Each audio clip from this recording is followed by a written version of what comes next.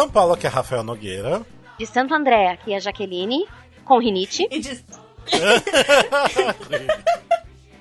de Sorocaba, terra da coxinha, aqui é Cristina. Muito bem. E a gente tá aqui com família Cometão. Aê! Olá! Entre, por favor. Bem, Ai, a gente é trouxa, né? Sim, demais, mas uma delícia. Bem, pra quem não sabe, família Cometão é a família assim, são as pessoas muito fanáticas pelo musical Grande Cometa, né? Que tava em cartaz ano passado aqui em São Paulo. Hashtag Volta Cometão, né? Volta Cometa, por favor. Porque volta Cometa, que precisa muito. Meu Deus do céu, como faz falta o Cometa. Né?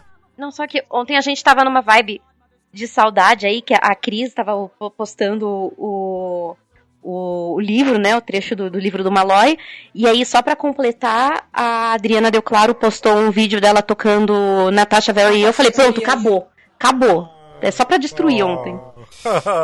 Mas enfim, esse aqui é o WeCast do Musicalcast, que é o primeiro podcast de teatro musical do Brasil. E esse WeCast, lembrando que aquele WeCast são aqueles episódios que a gente fala sobre um musical só, conta toda a história, toca trechos de música, fala sobre curiosidades. E hoje a gente vai falar sobre o Natasha Pierre and the Great Comet of 1812, vulgo Cometão. Ninguém chama de Grande Cometa, é Cometão. Eu achei engraçado porque vocês devem ter escutado que eu gravei com a Bruna Guerrano o episódio do Lembro, né? Sim. E eu falei Cometão, ela deu risada, tipo, Cometão, né? Tipo, pegou o nome. Porque ficou, a gente viu também. É normal. E que ano passado, né, teve aqui no Brasil, que era a Natasha Pierre e o Grande Cometa de 1812, ou só o Grande Cometa, ou só o Cometão, né, pra só deixar um pouquinho mais para curto. os íntimos? Nomes muito compridos, nem os gringos usam Natasha Pierre and the Great Comet. Tudo pra eles Sim. é Great Comet, The Comet. The Comet é só... pra que ficar falando esse nome inteiro, né? Não, então, vamos poupar tempo e espaço. Mas antes da gente entrar exatamente pro episódio, tem que dar aqueles recadinhos. Lembrando nossas redes sociais. Deixa eu fazer um teste, meninas, vamos ver. Jaque, qual que é nosso Instagram? Musicalcast. Olha, @musicalcast. Vamos, Cris, qual que é nosso Facebook? @musicalcast. Não é arroba porque ela é barra Musicalcast. Barra Musicalcast, tudo bem. Mas procurando Musicalcast tá lá, o primeiro. Tô fazendo tipo um quiz aqui com vocês. Posso falar do Twitter? Você sabe o Twitter? Então qual que é o Twitter? Eu sei o Twitter porque é @musicalcastbr. Olha que lindo, meu Deus do céu! Foi fã, ué! Ela ainda coloca BR. Como eu amo vocês, olha só. A gente te adora também, queridinho. E lembrando do nosso site que é o musicalcast.com.br. Se vocês quiserem mandar alguma mensagem pra gente, DM, inbox, qualquer coisa, a gente responde. Ou também pelo nosso e-mail que é contato@musicalcast.com.br. E se vocês quiserem participar do grupo de WhatsApp dos ouvintes do Musicalcast, acho que a Jaque não tá lá, mas a Cris tá, né, Cris? Eu tô. Ela participa lá. É um grupo que todo mundo fala bastante sobre musical, acaba falando sobre outros temas, então pra participar tem que gostar de grupo de WhatsApp aqui. Bastante mensagem. Tem que ser maior de 18 anos porque a gente não se responsabiliza pelo conteúdo lá dentro. Não que rola nudes, não é isso, mas só pra não se responsabilizar. Então vocês mandem uma mensagem pra gente em algum lugar que a gente manda o link pra vocês acessar o conteúdo do grupo de WhatsApp. Beleza? Então esses recadinhos dados, bora pro nosso episódio, que na verdade hoje eu vou ficar bem quietinho, já que tem duas meninas aqui, me colocar no lugar, né, deixar as meninas falar mais. Não, conversa também. Não, é que assim... A gente gosta de falar com você. Quem não conhece a Jaque e a Cris aqui da família Cometão, tipo, elas são as maiores especialistas em Cometão da vida. Tipo, tanto de livro, da série que teve série, do próprio musical. A Cris viu não sei se a Jaque viu, mas a Cris viu lá na Broadway também, né? Assisti na Broadway, sim. Por causa da Jaque, na real. Mas a Jaque também viu também lá? Não. Eu sonhei que assisti 2 vezes, mas eu nunca assisti, eu nunca viajei. Eu nunca fui pros States, gente. Nunca aconteceu. No meu último dia da Broadway, eu tava... Os teatros do Dear Evan Hansen e do Cometa são um do lado do outro. E eu tava entre um e outro. E a Jaque falou, pelo amor de Deus, vai assistir o Cometa. E eu não sabia muito, eu só sabia que tinha Guerra e Paz. Você quer saber? Vamos nesse de guerra e paz aí. E foi a melhor coisa da vida que podia ter acontecido. E o resto é história. Gente, ela viu o Lucas Steele pessoalmente. Nossa. Josh Groban, meu bem. Nossa. Por favor. Né, a gente viu o David Malloy também, né? Nossa, todo mundo melhor viu, dia da vida. Nossa, que dia lindo, né? Aliás, você falou que nós somos as maiores fãs, maiores conhecedoras do Cometa. É uma correção. Os 2 maiores fãs do Cometa, maiores conhecedores, são o Lin-Manuel Miranda e o Zé. O Zé, gente, o Zé é o maior fanboy do Cometa que existe. Sim, o Zé é muito. Muito fanboy. Você deixa o Zé feliz? Olha pra ele e fala, o grande cometa, o olhinho dele brilha.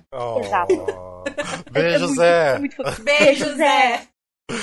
Zé é incrível, nossa, incrível. Ele, tipo assim, pelas histórias que ele conta, né, junto com a Fer, a Fernanda Maia, nossa, os dois, tipo, amam demais o musical, tinha que ser deles aqui no Brasil, né, com certeza. Nossa, eu não consigo pensar em outras pessoas produzindo. Sim, não, realmente não tem mesmo. Realmente não tem mesmo.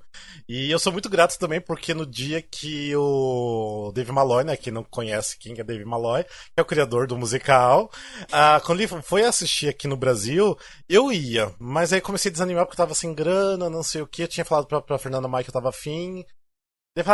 Deixa quieto, deixa outras pessoas assistir, queria muito pelo menos tirar uma fotinho com ele, mas deixa quieto. Daí, quando faltava, tipo assim, 1h30 pra começar a apresentação, a Fernanda me mandou mensagem. Ela falou, Rafa, você tá vindo, né? Eu falei, não, já desisti. Ela falou, não, vem que eu consigo, eu te coloco pra dentro, te dou um convite. Nossa, daí eu saí correndo, peguei um Uber e fui. Não, peraí, você foi da Vila Mariana ali, da Vila Clementino pro Teatro Santander. Pra quem é de fora de São Paulo, gente, é do outro lado da cidade. Na verdade, eu tava na casa de um amigo até, porque daí o meu amigo foi comigo, eu tava na casa de um amigo meu, mas também que é meio perto aqui, mas mesmo assim, deu tempo rapidinho pra gente chegar lá, e ainda a gente eu peguei autógrafo com o Dave Malloy, tirei foto, e foi tão especial assistir a mesma sessão que ele tava assistindo também. Nossa, a gente chorou. Acho que eu ficava mais emocionada de ver as reações dele e da Eliza. A Eliza é a esposa dele. Sim. Deles assistindo e vendo as modificações, porque eu via que eles reagiam mais aos detalhes que o Zé tinha acrescentado na história. Uhum, nós demos muita sorte, na real, porque na semana anterior a gente tinha assistido e alguém comentou, disse, olha, tá chegando. E a gente pegou e conseguiu comprar ingressos. A gente só sabia que ele vinha. Nós compramos os ingressos e a gente ficou exatamente do outro lado do palco. A gente, naquele meiozinho, sim, onde... No sofazinho. Nós ficamos num sofazinho de um lado e ele tava na mesa do outro lado. Então a gente conseguia ver direto eles. Foi incrível, foi maravilhoso. Eu tava mais do lado dele, tava tipo assim umas 3 mesas pro lado, mas assim, quando eu virava assim pra esquerda eu conseguia ver assim ele também ficar assistindo. Às vezes eu parava e ficava só olhando as reações dele também, assim, eu ficava vendo ele assistindo o Cometa. Eu tava prestando mais atenção nele que no Cometa mesmo. Exatamente. E ele é um fofo, né? No final ele conversou com a gente, nós gravamos um convite com ele também, ele tava super empolgado e ele ficou até surpreso que tinha uma família Cometão. A gente fez um pacote, um care package pra ele, compramos rapadura, catuaba, caipirinha. Ele citou a gente no Twitter. Sim, ele citou eu a vi gente isso. no Twitter. Nossa, incrível. Gente, vai ser bem especial. Volta, Malloy! Volta, Malloy Quartet! Nossa, a gente pediu pra ele trazer Ghost Quartet. Acho que ele não fazia ideia de que tinha fã de Ghost Quartet fora dos Estados Unidos. Né? Mas enfim, a gente já falou já um pouquinho aqui da experiência, né? Que foi aqui em São Paulo do Cometão. Mas vamos começar a falar realmente agora do espetáculo. Porque, assim, esse WeCast é importantíssimo, principalmente para quem não conhece nada do musical. E esse é mais importante ainda porque a história do Grande Cometa é confusa.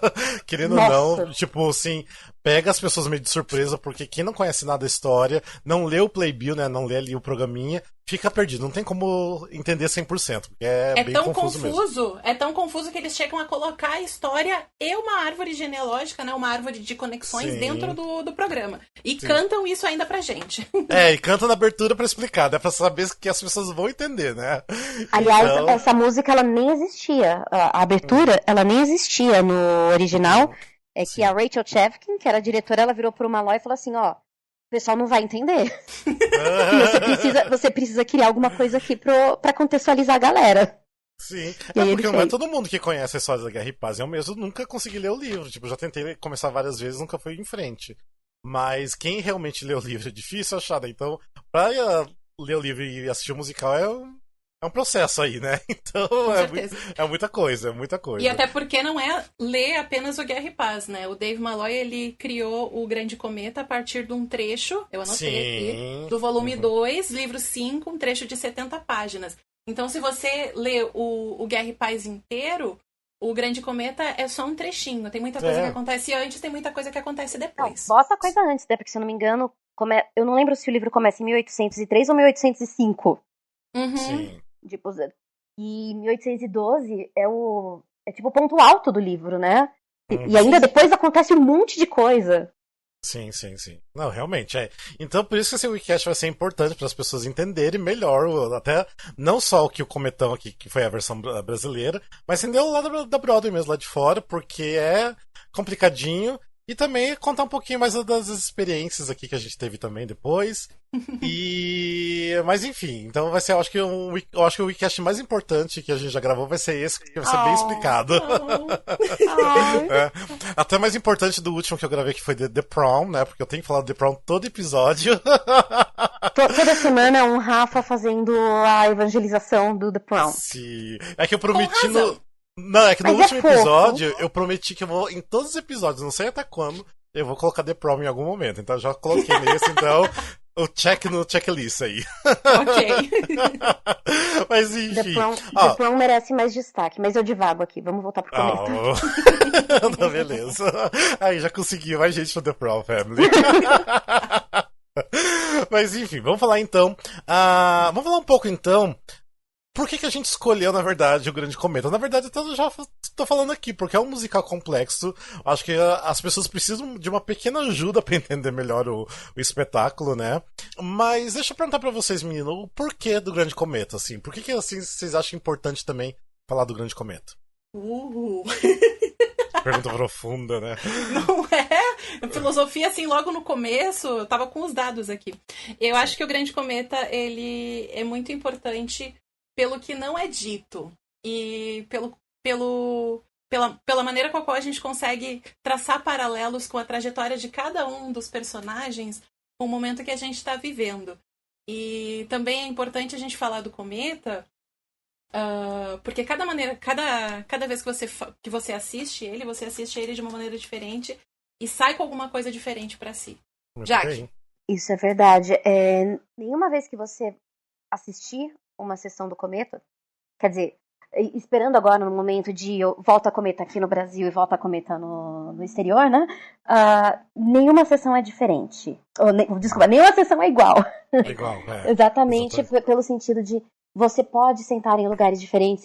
Eu encorajo você a procurar lugares diferentes. Sim. A buscar a experiência de outras pessoas que assistiram em lugares diferentes, porque tudo é pensado de tal forma que você tem uma experiência completa, você tem uma noção, você vê um personagem reagindo num canto a uma cena na qual ele nem participa, mas que você vê exatamente como a reação dele vai impactar lá na frente. Sim. E tem uma questão meio filosófica, meio linguística do próprio Malloy, que a ideia dele era falar assim, mostrar que a gente só tem pedaços da história. Porque quem assistiu de perto da casa da Princesa Mary não vai ter a mesma experiência, não vai ter a mesma visão, o mesmo entendimento da Natasha, por exemplo, que sentando perto da casa da Maria Dmitrievna. Quem senta no centro não vê a reação, não acompanha a história da perspectiva dos personagens periféricos, que são tão ou mais interessantes. Você cria relações de empatia. Sim, total. Você cria relações de empatia diferentes com os personagens, dependendo do lugar onde você senta, né? E até da sua vivência mesmo, porque você vê na Princesa Mary uma coisa que você talvez está passando, então você consegue conectar com ela. Ou daqui a pouco você se vê mais na Sônia do que na Natasha. Então a Sônia canta a Sônia sozinha e a gente vai abaixo. Sim, mas eu mesmo, assim, pela experiência que eu tive, eu assisti 9 vezes, Eu sentei em vários lugares diferentes e deu, assim, uma diferença bem grande. Às vezes de um lugar para outro, assim, porque você consegue também captar detalhes que você não vai conseguir captar de outro lugar, né? De repente, assim, de uma parte até da coreografia, né?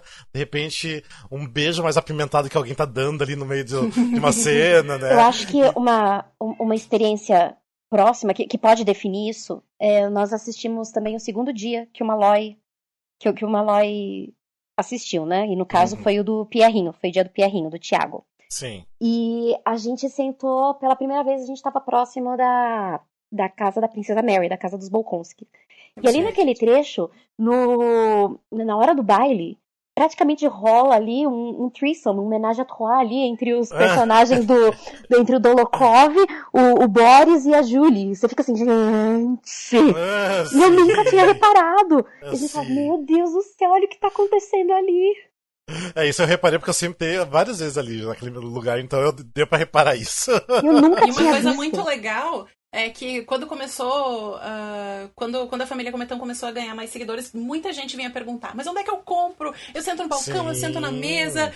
E vocês fizeram até um post com várias fotos, né, de cada lugar e o que acontecia, mais ou menos. E vocês ressaltaram a importância de, tipo, vai mais de uma vez e assista de lugares opostos. Pra pegar experiências diferentes. Então, eu nem lembrava que eu fiz esse post, porque teve um dia que foi mais cedo e tudo mais. Fui sentando em vários lugares, tirando foto da visão daquele lugar, né? E também eu imprimi, né, o mapinha do palco e dos lugares. E durante o espetáculo eu fui fazendo anotações. Eu acho que até os atores acharam estranho, tipo, alguém fazendo anotação o espetáculo inteiro, né? Porque eu já tinha assistido, acho que, sei lá, umas 5 vezes. O crítico. Um crítico. E foi assim, não, tipo assim, em tal cena, tal personagem passa por esse lugar, sabe? Em tal cena, aquele personagem faz o solo naquele lugar. Então foi anotando tudo aquilo ali pra fazer aquele meu post ali, que foi muito bacana porque a galera adorou, tipo, foi uma coisa bem definitiva. Deve ter sido difícil fazer sem dar spoiler. Também. É porque às vezes. Porque às vezes a gente quer falar alguma coisinha a mais, mas não dá pra falar nada, né? Porque, tipo, não, senta nesse lugar porque você vai ver exatamente isso, né? Não tem como falar porque vai dar spoiler, mas foi um post bacana. Nossa, eu nem tinha lembrado que tinha feito isso, mas era bem necessário também pra saber a diferença dos lugares também. Mas vamos falar então aqui, o musical Grande Cometa, né, o The Great Comet, a música, a letra, né, e o libreto, né, foi escrito pelo próprio David Malloy, que a gente tá falando, né. Ele, na verdade, fez tudo, né? Tipo, gênio, porque geralmente em outros musicais são meio que separados, né? Um faz a música, outro faz a letra, outro é o libreto e tudo mais. E esse o Dave Malloy fez, tipo, tudo, né? Tanto a música, a letra e libreto, a orquestração é dele também. Sim, tem isso também. Todo o arranjo da orquestra foi dele. Sim. E ele foi o primeiro Pierre. Ele foi o primeiro Pierre, é verdade. Quem escuta o álbum, né, do Off-Broadway é ele, né, com o Pierre, né? Sim. Então, dá pra ver uma boa diferença entre ele e o Josh, né? Todo Pierre tem alguma coisa diferente, isso é muito interessante. Sim, também. Acho que foram 4 ou 5, Cris? 4 ou 5 Pierres? São Scott, Dave, Josh, Oak e... O Dave Abeles. Isso aí, são 5. 5 da Broadway. Olha, e aqui no Brasil teve 2, né? Era o Thiago e o... Nossa, fugiu o nome. André Frateschi. André Frateschi, isso. Nossa, fugiu o nome total. E eu amava o Thiago fazendo, meu Deus do céu. Como eu gostava do Thiago fazendo. Não que o André fosse ruim, mas eu... Amo o André fazendo a contagem em Pierre e Anatole. Sim. Anatole. Eu morria naquela parte maravilhosa. Mas eu tenho uma paixão profunda, quem me conhece sabe, pelo Pós-Cinzas do Thiago. Nossa, o Pós-Cinzas do Thiago. Sim. Eu só choro. Eu chorava toda vez que eu via o Pós-Cinzas do Thiago. E o final também, o final de cantando a música do Grande Cometa, eu achava lindo o Thiago cantando, tipo, era perfeito pra mim. Eu sempre chorava, tinha o Thiago cantando essa música, eu sempre chorava no final. Então, pra mim era, nossa, incrível. Não é? Eu te mandei a foto, né, do dia que a gente assistiu o último a última apresentação do Thiago. E a gente tá lá se acabando com a lá atrás, final. Eu morrendo de chorar. Deixa eu contar uma coisa. A gente tava falando do libreto, da orquestração, né, do Malloy. Na real, o libreto em si, a fonte principal é uma tradução para o inglês de Guerra e Paz de 1922. E quando o Dave Malloy ele começou a escrever, quando ele teve a ideia disso, ele copiou esse texto de 70 páginas, e ele só começou a cortar partes, e ele usou, tanto é que vários trechos são ipsis literis, é da maneira com a qual ela tá na tradução. Se a gente pega essa tradução de 1922. Mas realmente, a Cris estava lendo o texto em inglês, né? Sim. E tinha trechos ali que você puxava o parágrafo, era o trecho todinho da música. Você ia cantando. Uhum. Nossa! É muito legal. Incrível. Assim, por mais assim que ele pegou, né, o texto emprestado ali, mas mesmo assim, só pra ter essa coisa genial de pegar aqueles trechos e colocar em música também, é incrível. E se prestar atenção, tem muitos. Tem poucos momentos rimados no texto, na música inteira, o que é muito difícil quando a gente tá compondo, né? Colocando na música. Mas ele manteve o texto completo por causa disso. Sim, porque ele queria que o pessoal tivesse a mesma sensação que ele teve quando ele leu Guerra e Paz. Exatamente. Aliás, gente, a história da criação do Cometa é sensacional, porque o Malloy, ele era pianista num navio, né, num navio de cruzeiro, e ele falou que durante as horas de folga dele, ele estava lendo Guerra e Paz. Foi quando ele realmente foi ler o livro todo. E ele comentava que ele se identificou muito com o Pierre naquela questão de que ele estava reparando, ele era um outsider naquele mundo, as pessoas muito ricas ou bem de vida indo no cruzeiro, ele tocando, um monte de coisa bonita acontecendo lá fora quando eles aportavam, e as pessoas estavam só no salão, estavam só comendo ou estavam no cassino. E então foi dessa experiência dele que ele resolveu: eu vou escrever um musical sobre Guerra e Paz. Ele só precisava escolher o trecho. Mas aproveitando então essa deixa aqui, vamos falar só um pouquinho então das produções, de como realmente começou, se foi off-Broadway ou não. Então, meninas, por favor, vocês são as especialistas aí, pode contar como foi. Quer começar, Cris? Tá, posso começar, porque eu fiz anotações. No momento que ele começou a montar, ter essas primeiras ideias, ele se juntou com... Ele tinha feito o Beowulf, é um musical sobre o Beowulf, que eu não pesquisei direito, desculpa. E ele se juntou com a Rachel Chavkin. E ela falou, então tá, a gente já fez esse Beowulf aqui nesse teatro pequenininho, experimental, chamado Ars Nova. E a Rachel falou, tá, e agora? O que a gente faz agora?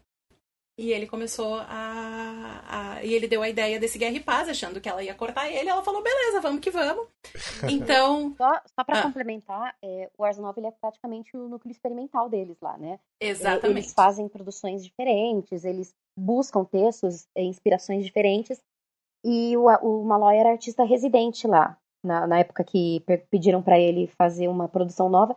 E ele virou e falou assim, eu quero fazer Guerra e Paz. E aí, realmente, ele achou que a Rachel ia cortar ele. Não, vamos. Eles cancelaram todas as produções dos próximos 2 anos, acho, pra focar no Cometa, porque era um projeto muito ambicioso. Exatamente. Então vocês dá pra ver que o Dave Malloy é o Zé Henrique de Paula da Broadway, né? Acho que é por isso que eles se deram tão bem. Exatamente. Então, no dia 1º de outubro de 2012... teve essa estreia no Teatro do Ars Nova, que é considerado off-Broadway. E é um teatro muito pequeno, com 87 lugares apenas. E no dia seguinte da estreia, esgotaram todos os ingressos para 5 semanas da temporada deles ali. Então foi um estrondo, eles se apresentaram e a galera apaixonou.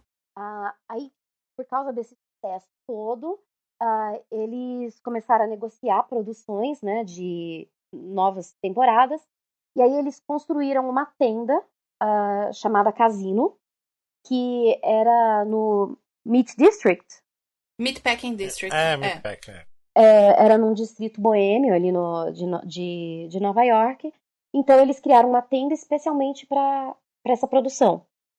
E aí foi nessa primeira produção que eles começaram a servir comida, que tinha toda a experiência gastronômica. No Casino, inclusive, quem assistiu no Casino foi o André Torquato. Ele assistiu. Eu não sei se ele assistiu no Casino do Meatpacking ou do Theater District. Isso, porque foram 2 produções do Casino. O Casino, essa tenda, ela cabia 199 pessoas. E do Ars Nova pro Casino, ele também mudou a quantidade de atores no ensemble do coro pra dar mais, para encher um pouquinho mais. Foi aumentando aos poucos, né?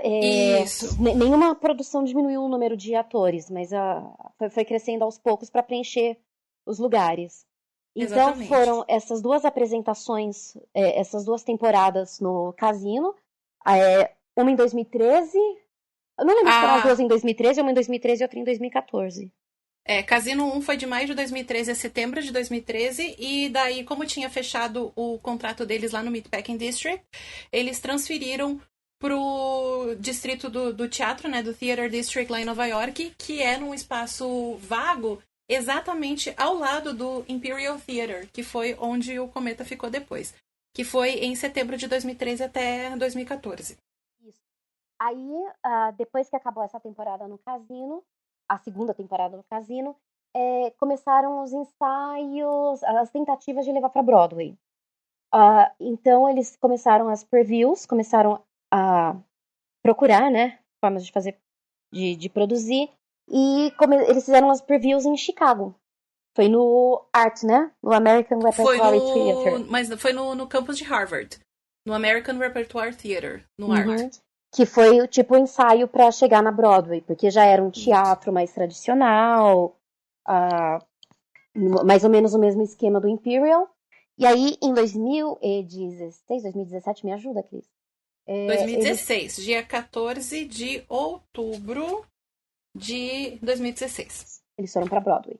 E parte do motivo deles terem conseguido ir para Broadway, porque mesmo naquela época era realmente muito arriscado, se deve ao Josh Groban, porque o Josh assistiu uma das primeiras apresentações deles no Casino? Não foi nem no Casino, foi no Ars Nova.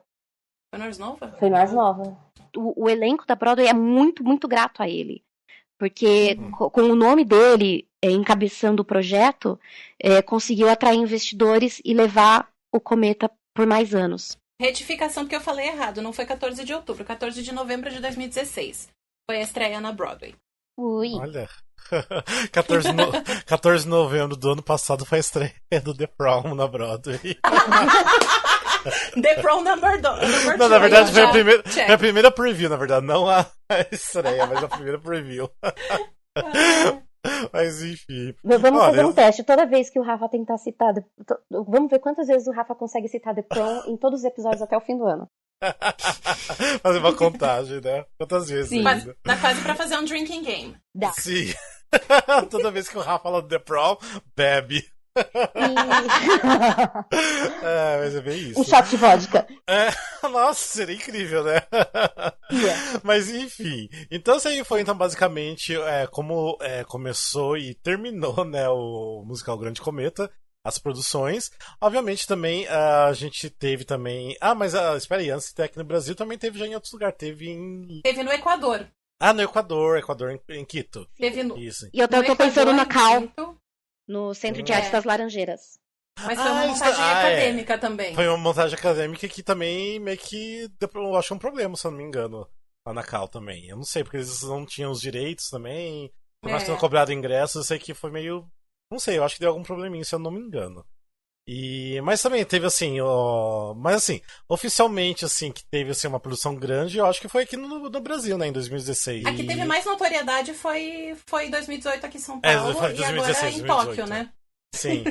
Em Tóquio ainda tá aberto ainda, de Tóquio? Não, foram 5 apresentações, né? Só 5? Foi pouquíssimo, quando o pessoal se empolgou, acabou. Ué, gente, por que fazer todo aquele trabalho pra 5 apresentações? Meu Deus! E detalhe que a apresentação deles era quase versão de franquia, né? Porque até o logo era o mesmo.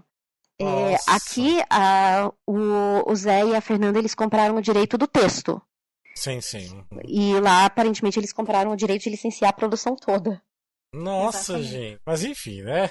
Então aqui em São Paulo, eu acho que é basicamente então, o primeiro país, né, fora dos Estados Unidos, que teve uma produção grande, ficou até bastante tempo. Quer dizer, bastante tempo não, porque a gente queria que ficasse mais, né? Mas é uma temporada normal de musical aqui em São Paulo. Eu achei que ficou bastante tempo até, considerando o tipo de ficou, musical. Olha, pra ser bem sincero, quando eu assisti uma pré-estreia, a primeira pré-estreia, eu pensei, esse negócio vai flopar, não vai encher de gente, não. Sério? Sim, daí eu fui assistir a segunda vez que eu assisti, Foi no segundo final de semana, que já tinha estreado. E não tava cheio o teatro, tava bem, bem vazio. O teatro não, né? Porque era o 033 rooftop, né? Rooftop. O rooftop, isso. Não tava muito cheio. Daí pra mim que era tipo assim, nossa, isso vai ficar um mês e vai. Porque assim, as pessoas de repente não vão curtir por ser um lance diferente, as pessoas não estão entendendo, acho que não vai ser muito bom, as pessoas não vão sair falando bem do espetáculo, acho que vai flopar lindamente. Ainda bem que eu estava errado, né? Porque a partir, eu acho que depois de um mês, aquilo lá tava bombando sempre, né? Tava sempre cheio. Demorou um pouquinho pra engrenar. Demorou Sim. um pouquinho pra engrenar, mas acho que é exatamente por causa da estranheza. O Rooftop não é o lugar mais acessível do mundo. Sim. Foi o primeiro musical do Rooftop também, né? Sim. E foi o quê? Foi o terceiro projeto grande da Adriana também. Então, tinha tudo isso jogando contra e eu acho que eles se deram muito bem. Sim. Agora, quer saber como o Cometa veio pro Brasil? Diga. O Zé e a Fernanda foram assistir na Broadway. Pirou o cabeção, loucamente, total. Uhum. E a Adriana disse que o Zé comprou o livro do Great Comet. Ele chegou pra ela um dia, falou assim, eu queria fazer isso aqui, mas dizem que é impossível fazer uma produção fora dos Estados Unidos. Aí ela fez tipo, hold my caipirinha. Ela pegou o livro e falou, eu faço. Tipo, nada é impossível pra Adriana, gente. Durma com essa. E aí a Adriana, ela tem essa conexão com o teatro musical, né? Ela produziu, ela tava dentro do Nuvem de Lágrimas, que era o musical original. Depois ela atuava foi também, pro Carrossel Musical, exatamente. Aí o Carrossel Musical também com o Zé e com a Fernanda. O Carrossel era lindo, eu adorava o Carrossel, achei a coisa mais fofa. Sim. E agora, com o Chaves, né? Ela tá com E agora Chaves. Mesmo esquema. Sim. Mas enfim, ela manda muito bem na produção. Vocês até falaram, né, que a Fernanda e o Zé foram assistir na Broadway e tudo mais. Tem a história que eles ficaram tão loucos da vida que eles foram assistir de novo no dia seguinte, né? Sim. Mas então que eles também são super, né, loucos pelo Cometa também. Não, o Zé tem a camiseta oficial, né, da Broadway, aquela com aquele com os nomes. Natasha e Pierre, fulano e cicrano. E eu virei no dia que o Malloy veio assistir a primeira apresentação, que ele pela primeira vez. Eu falei pro Zé, mas cadê a camiseta? Eu fui buscar o Malloy no aeroporto com aquela camiseta. Maravilhoso. Muito bem, muito bem. Mas enfim, bora lá então contar, então, pra quem não conhece o Grande Cometa, vamos contar um pouquinho, quer dizer, um pouquinho, não, bastante sobre a história. A gente vai tentar ser um pouquinho assim, não. A gente vai resumir, mas não resumir tanto, porque é importante alguns detalhes. E daí também a gente vai tocar um pouquinho das músicas pra vocês entenderem onde entra cada música, que momento que é. Então, bora lá então contar um pouquinho da história do Grande Cometa. Meninas, agora pode dizer pra falar isso.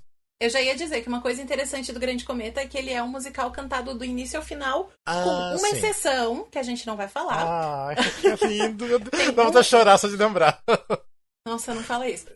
Tem um parágrafo da peça inteira que é falado, que é quando dá essa quebra, mas todo ele, do começo ao final, ele é cantado. Então, se você puxar o álbum do Spotify, do começo ao final, você tem a experiência da história. Prestando atenção nas letras, você consegue entender o que acontece.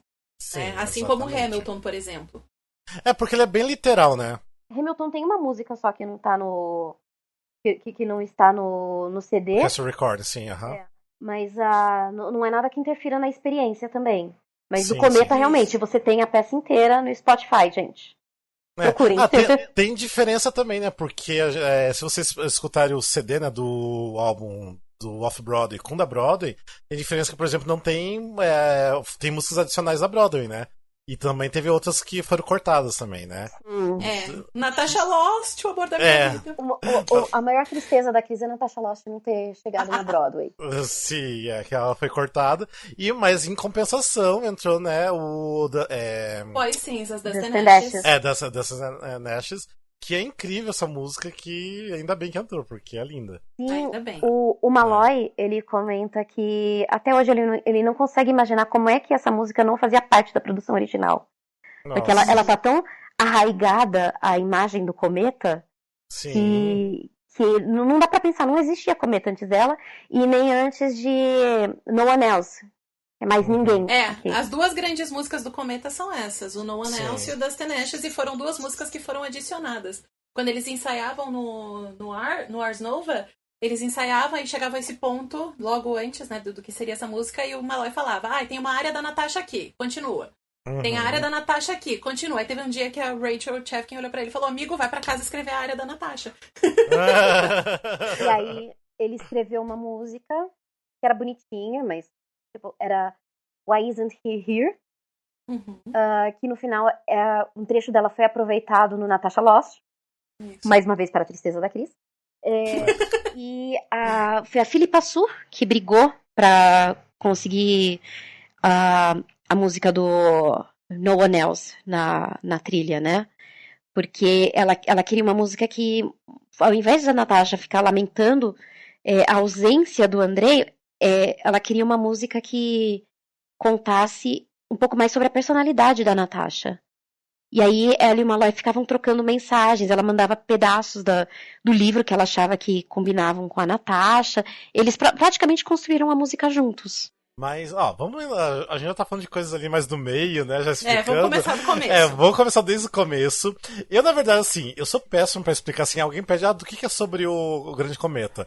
Eu nem quero explicar, dou qualquer link pra pessoa ver, porque eu sou péssimo, que é muito complicado pra minha cabeça explicar. Entendo hoje em dia a história, mas foi complicado aprender toda a história. Mas então eu vou deixar com vocês, meninas, por favor, pode começar desde o comecinho, o que acontece no musical. Cris, esse momento é seu. Tá, então a gente começa como a gente já tinha comentado, com o prólogo.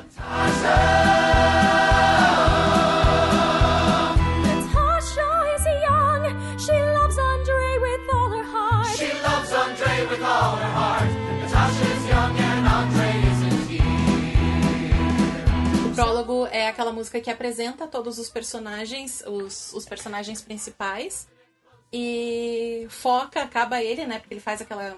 Não é contagem regressiva, mas fala de todos os personagens e acaba no Pierre e todo mundo pergunta, e aí, o Pierre, quem é esse? Tá fazendo o quê?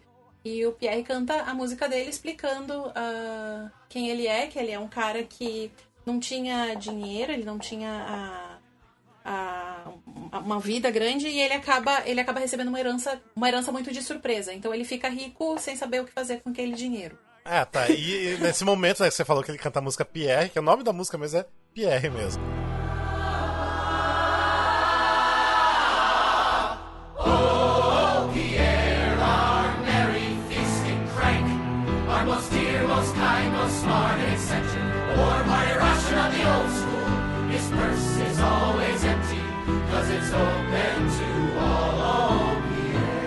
Pierre, exatamente. É bem isso. Essa música já pega a vibe um pouco mais indie, né? Que ele falou que o Malloy tava numa fase meio indie, meio emo.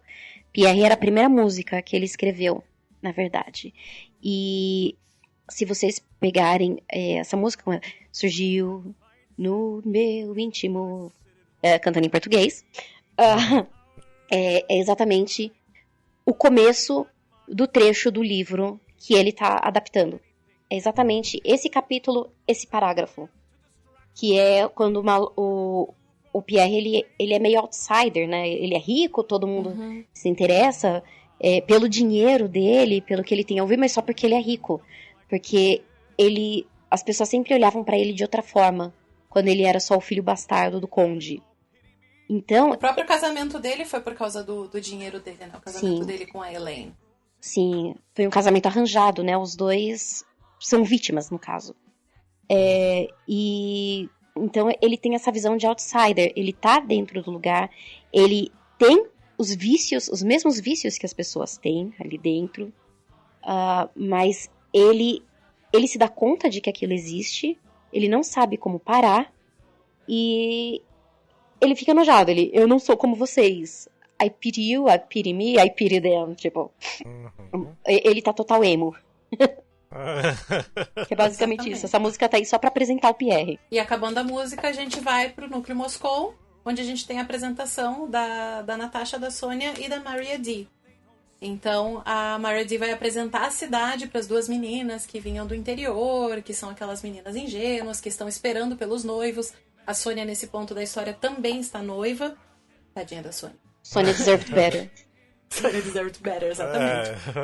E a Maria D, ela conta um pouquinho sobre a sociedade moscovita, né? Ela congratula, né? Ela parabeniza a Natasha pelo noivado dela, porque o Andrei é um partidão, e elas vão sair para comprar vestidos, e vão ler, e vão participar da sociedade em si. Que é uma música bem tradicional, ela usa bastante elementos da estética da música russa mesmo, né? Pra criar a atmosfera, pra criar o ambiente. Então, como ela tá em Moscou, ela vai visitar a futura cunhada, a Mary, e o futuro sogro dela, o Bolkonsky, né?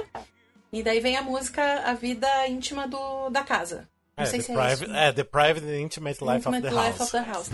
Yes, Father, bring me my wine. Yes, Father, if you're not too busy fiddling with your incense and icons. No father in a house. Nome gigante, né? Eu gosto muito dessa música. Um dia a gente estava conversando com a Lola, que fazia Mary aqui no Brasil, que essa música ela é a mais operática, né? É a que funciona mais como uma ópera, porque as pessoas às vezes elas riem da situação, porque o Patrick jogou muita coisa para mostrar que o velho é patético, sim. Mas tem toda uma noção de que você vê um drama naquela casa, quando você vê toda a história daquela casa, todo o drama da personagem em algumas frases, em alguns versos. Então você sente, nossa, dá vontade de subir no palco e abraçar a Mary. E a música, ela é exatamente isso, ela é uma crônica de como funciona a vida dos Bolkonsky, né, que são os pais do Andrei. A Mary é extremamente religiosa e ela cuida de um pai que tá velho, senil, doido, distrata todo mundo, e ela tem que lidar. E Mary é outra que deserved better, porque ela só segura rojão o livro todo, não é só no Cometa. É verdade. Ela segura rojão o livro todo, ela cuida de todo mundo. E o interessante é que a Lola trouxe toda uma outra luz em cima da Mary, né? Geralmente a Mary é aquele personagem coadjuvante, que tem aquele momento, tem um momento mais pra frente no Letters, mas é isso. E a Lola conseguiu trazer uma empatia muito grande pra personagem, tanto é que o pessoal surtava quando ela cantava, batia muita palma, porque ela é maravilhosa. E ela trouxe muita questão desse relacionamento abusivo dos dois. E o fandom gringo também elogia muito a performance da Lola. O fandom gringo ama a Lola. Gente, vocês não fazem ideia. Sério? Mas olha! Sério. O pessoal pira nela, que eles falam, nossa, gente, dá pra sentir o desespero dela. E isso porque ela tá seguindo os passos da Chelsea Bell, que já foi uma Mary espetacular. E esse negócio a Lola, ela imprimiu tanta personalidade na Mary, e eu lembro, a minha mãe, eu levei minha mãe pra assistir o Cometa, e na hora que a gente tava voltando, minha mãe falou assim, eu achei que ela fosse aparecer mais, eu achei que ela fosse quase a terceira protagonista da história. Porque ela aparece muito no começo, né? Ela tem ali a importância no começo, depois meio que dá uma sumida, né? Então, daí a gente já fica esperando mais, porque realmente tem esse sentimento também. Sim. Daí, da Mary, a Natasha chega pra visitá-los. E aí nós temos a música... Natasha Bolkonsky. I am not afraid of anyone, but such hesitation, such unnatural manners. And from the first glance, I do not like Princess Mary to play. É tensão, climão. Tensão, climão, exatamente. Tensão, climão. A Mary não vai muito com a cara com a cara da Natasha, a Natasha não vai muito com a cara da Mary, o velho distrata a Natasha, e aí a Natasha, que já é uma adolescente super volúvel de 19 anos, que tá acostumada a todo mundo gostar dela, quando alguém diz, não, você é chata, ela já começa a questionar tudo. Ela já entra em crise, ela começa a questionar toda a situação dela na vida, Sim. Tipo, eu vou entrar pra família dessa gente horrível. Esse musical tem um quê de emo, né? Muito emo. Bem emotivo, né? Não é? E como ela tá assim, chateada, tudo fica azul e ela canta do grande amor que ela tem pelo Andrei. E apesar de todo o distrato, ela ainda o ama muito e canta uma das canções de amor mais bonitas dessa Broadway inteira. né, de musicais. E que aqui no Brasil, que é a música No One Else, ou em português, Mais Ninguém. Time I heard your voice, moonlight burst into the room, and I saw your eyes, and I saw your smile, and the world opened wide, and the world was Sim, inside. que é linda, linda, linda. Nossa, e a Bruna Guerra aqui arrasava nessa música, era muito linda. Sim, eu não sei nem dizer qual é a blocagem mais bonita da cena, né? Qual é a marcação mais bonita. Porque as duas... 4 Natashas, né? Se a gente considerar as understudies na Broadway, elas cantam sozinha, mas eles criam um efeito de luz que neva no palco. E a Denée Benton, ela sentava com o pessoal para cantar como se ela estivesse contando, compartilhando o segredo dela, contando a história de amor dela com o Andrei, contando como ela se sente estando apaixonada. E aqui a gente tem toda uma versão que a Natasha e o Andrei, né? Isso, ela sonha com ele, e eles fazem uma marcação em que eles não se tocam. Gente, é uma coisa linda a marcação dessa. Era linda. Dessa é música, linda e palmas de novo pro Patrick, né? Quem senta perto do balcão ali, você consegue ver o olho dele brilhando de paixão, Sim. de amor. Você via Natasha. ele se apaixonando. Você via o Se momento em que os dois se apaixonavam. junto, né? Nossa, Patrick me leva. Sim. E palmas pra ele pela troca rápida, né? Nossa, sim. Sim. Porque Total. a gente fazia uma troca bem rápida ali pra aparecer nessa cena. E só uma coisa assim que... Poxa, Adriana, tipo, na produção você podia ter colocado uma neve artificial, né, nessa cena. É que eu acho que ia cair neve na comida, né? Tinha muita gente comendo. Ah, mas podia ser bem no ponto ali onde que a Natasha fica, porque, assim, pedia muita neve naquela cena ali, é muito linda. Mas enfim, Eu acho que tem, no caso, igual. serão as limitações do próprio espaço, né? Que eu acho que se tivesse Sim, um teatro mesmo, eles conseguiriam daria, fazer. Sim. Aí a iluminação do Fran Barros também foi incrível. Eu acho que é o melhor, é o momento mais bonito em questão de iluminação, é o momento do Mais Ninguém, porque você não consegue ver o rooftop, você só consegue ver a Bruna cantando. Sim, A exatamente. Natasha cantando. E ela canta, e depois que ela canta, vamos para a ópera. Ai, gente, eu adoro essa música. Que é a música The Opera, né? Ladies, welcome to the opera. Bare arms and shoulders, brilliant uniforms, pearls and silk, glittering before our... E ali na ópera, ela tá deslumbrada com tudo que tá acontecendo. Entram os cantores da ópera, entram os dançarinos da ópera também. E no meio disso, atrasado, como sempre, entra o príncipe Anatol Kuragin. Não sejam como o Anatol, gente. Não entrem atrasado no teatro. Não chega atrasado, exatamente. Chega atrasado, atrapalha todo mundo, e ainda a Natasha acha ele, nossa, como ele é delicado, nossa, como ele é inteligente. Mas Que não trouxa. Natasha teve um major crush aí, né? É toda incrível. E ela usa trechos também do livro. Acho que é uma das músicas que mais usa transcrições do livro. E uma coisa muito interessante é que você vê a Natasha, ela fica naquele... Eu não entendo a ópera, nem mesmo a música me agrada, e todo mundo aplaudindo e fazendo aquelas caras falsas. É que o Tolstói odiava a ópera. Então ali rola uma piada interna. Daí tem logo depois, né, tipo, eles se encontram ali no camarote deles, né, que daí tem a música Natasha e Anatol. Last week, Semenova fell down on the stage. He is sensible and simple, bold and natural, so strange and agreeable. There's nothing formidable. Sexy. Que rola, né, um clima gostoso entre eles. Ai, que delícia, né? Ui, credo. Deus me livre, mas quem me dera. Sim, exatamente. E falando aqui do Brasil, os dois faziam muito bem, né? O Dan e o... Nossa, já tô esquecendo o nome de todo mundo. E o Gabriel Leone. O Gabriel Leone, isso. Nossa, eu adorava os dois fazendo, era muito bom. Eu achava acho muito legal, mas aí aqui é um parênteses que a gente comentava, principalmente quem é fã de Jane Austen, fazia brincadeiras com relação de personagens e tal.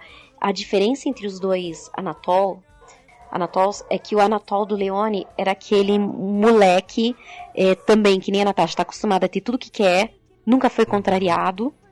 E Sim. você vê que ele de certa forma, ele se importa com a Natasha, até certo ponto. Mais como um brinquedo, mas beleza. E eu quero essa mulher, dane-se, tô interessado. O Anatol do Daniel, ele é um predador. Eu ficava real com medo na hora que ele ia pra cima da Natasha. Eu falava, gente do céu, ele vai desgraçar a vida dela. Ele tá nem aí. E os dois eram muito bons nisso. Sim. Eram abordagens muito legais. Ai, gente, vocês ficam falando, ficou com uma saudade. Meu Deus do céu, eu quero assistir de novo. Nossa, eu tô falando aqui e eu tô visualizando. Não é? Sim, não, assim, a gente tá contando, eu consigo lembrar exatamente todas as cenas certinho. Nossa, gente, era demais. Nossa. A gente tá revivendo aqui, né? Tá, exatamente. Maravilhoso. Então tem todo esse momento de tensão. E aí o Anatol sai ali felizaço, porque ele conseguiu uma presa nova. Ele vai pra casa, encontra o seu amigo Dolokhov com muita importância e o seu amigo Pierre e vão sair pra beber. Bebê. Vamos lá, bebê. E essa música que se chama O Duelo.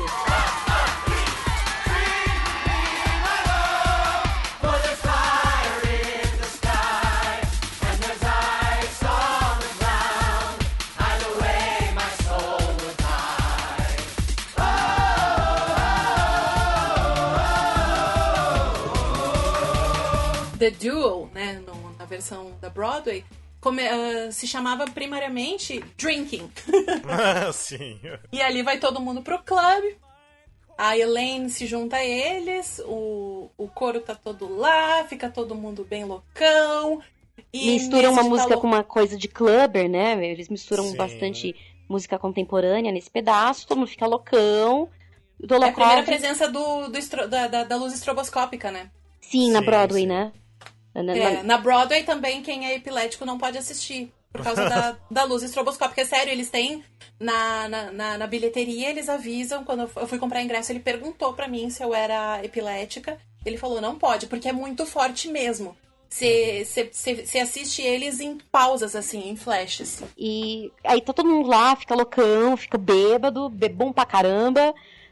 O Dolokhov começa a provocar o Pierre, porque ele fica esfregando na cara do Pierre que ele e a Elaine têm um caso, né? A Elaine é a senhora Bezukov, né? A Condessa Bezukov, esposa do Pierre. E isso é interessante porque esse trecho todo, ele não existe nesse pedaço original do livro. Isso aconteceu muito antes no livro. O Malloy só colocou ali para dar um pouquinho mais de profundidade pro Pierre. Porque no livro, nesse trecho, o Pierre já tá total deprimido. Já tá total em depressão. De depressão quase crônica. E aí ele só precisava de um empurrãozinho pro Pierre perceber que realmente ninguém levava a sério, que vida é essa? Mas eu tô me precipitando aqui. O Dolokhov, provoca o Pierre convoca ele pra um duelo. Aí o que acontece? Acontece esse duelo, o Pierre atira no Dolokhov, fere ele, não de morte, né, mas atinge o lado dele. O Dolokhov tenta atirar de volta, mas ele erra o tiro. Então todo mundo sai, o dia já começa a nascer, e o Pierre cai em si. Meu Deus, o que foi que eu fiz? E muita gente considera esse trecho, tanto no livro quanto no musical, que essa tentativa de participar do duelo, convocar o duelo, foi mais um momento de autodestruição do Pierre, porque foi um jeito de se suicidar sem se suicidar. Sim, sim. Tipo, ele tava pronto pra morrer. Ele queria morrer, esse trecho. Eu acho muito legal essa cena por causa da Elaine, né? Que é a esposa do Pierre. E quando leva o tiro, na verdade, que não acerta o tiro nele, né? Ela faz assim, ela grita, né? Porque achou que atingiu ele. Ela tá desesperada. Tá desesperado. Mas aí quando vê que ele não levou o tiro, tipo, ela faz uma cara, tipo, ai, sério que você não levou esse tiro? Eu vejo essa cena muito a minha mãe, quando meu pai exagera no que tá doente. Minha mãe faz um, sério? É só isso. Mas é muito bom. E uma coisa muito legal, muito legal da Elaine nessa cena, eu não posso falar pela Amber, lá na Broadway. Mas a Carol, você... Oi, Carol, beijo, Carol. Beijo, Carol. Você sente, ao mesmo tempo que ela sente essa pressão de, caramba, olha só como eu só trago destruição. Tipo, as pessoas se ferram porque ser bonita, ser diva é um dom. Tipo, trazer um mal é um dom. Sim. Você vê que ela não é muito feliz com essa ideia. Os graus de empatia que a gente vai criando com os personagens. Mesmo com a Elaine, que seria uma antagonista, não é de fato, né? Uhum. Sim. As camadas que a gente tem. O relacionamento deles era extremamente tóxico, né? Nenhum dos dois era bom pro outro. Mas lá, o Pierre cai em si. E aí... Pierre cai em si. E a gente cai junto. Porque aí vem Dust and Ashes. Is this how I die? Ridiculed and laughed at, wearing clown shoes.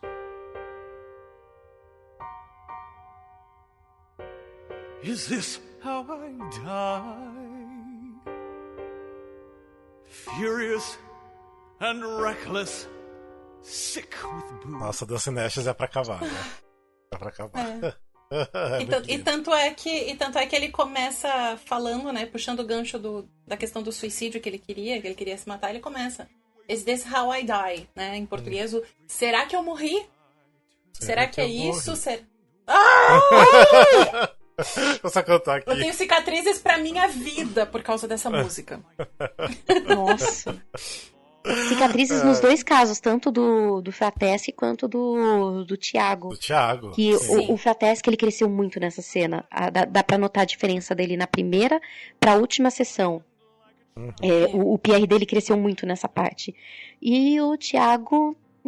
Thiago me destrói toda vez com essa música. Eu ouço essa música, eu fico destruída. Uma coisa que eu gosto muito da Broadway, que eu prefiro e eu senti falta aqui, mas a gente consegue entender o porquê, é que o Dust and Ashes da Broadway é o Pierre cantando e tocando ao piano, né?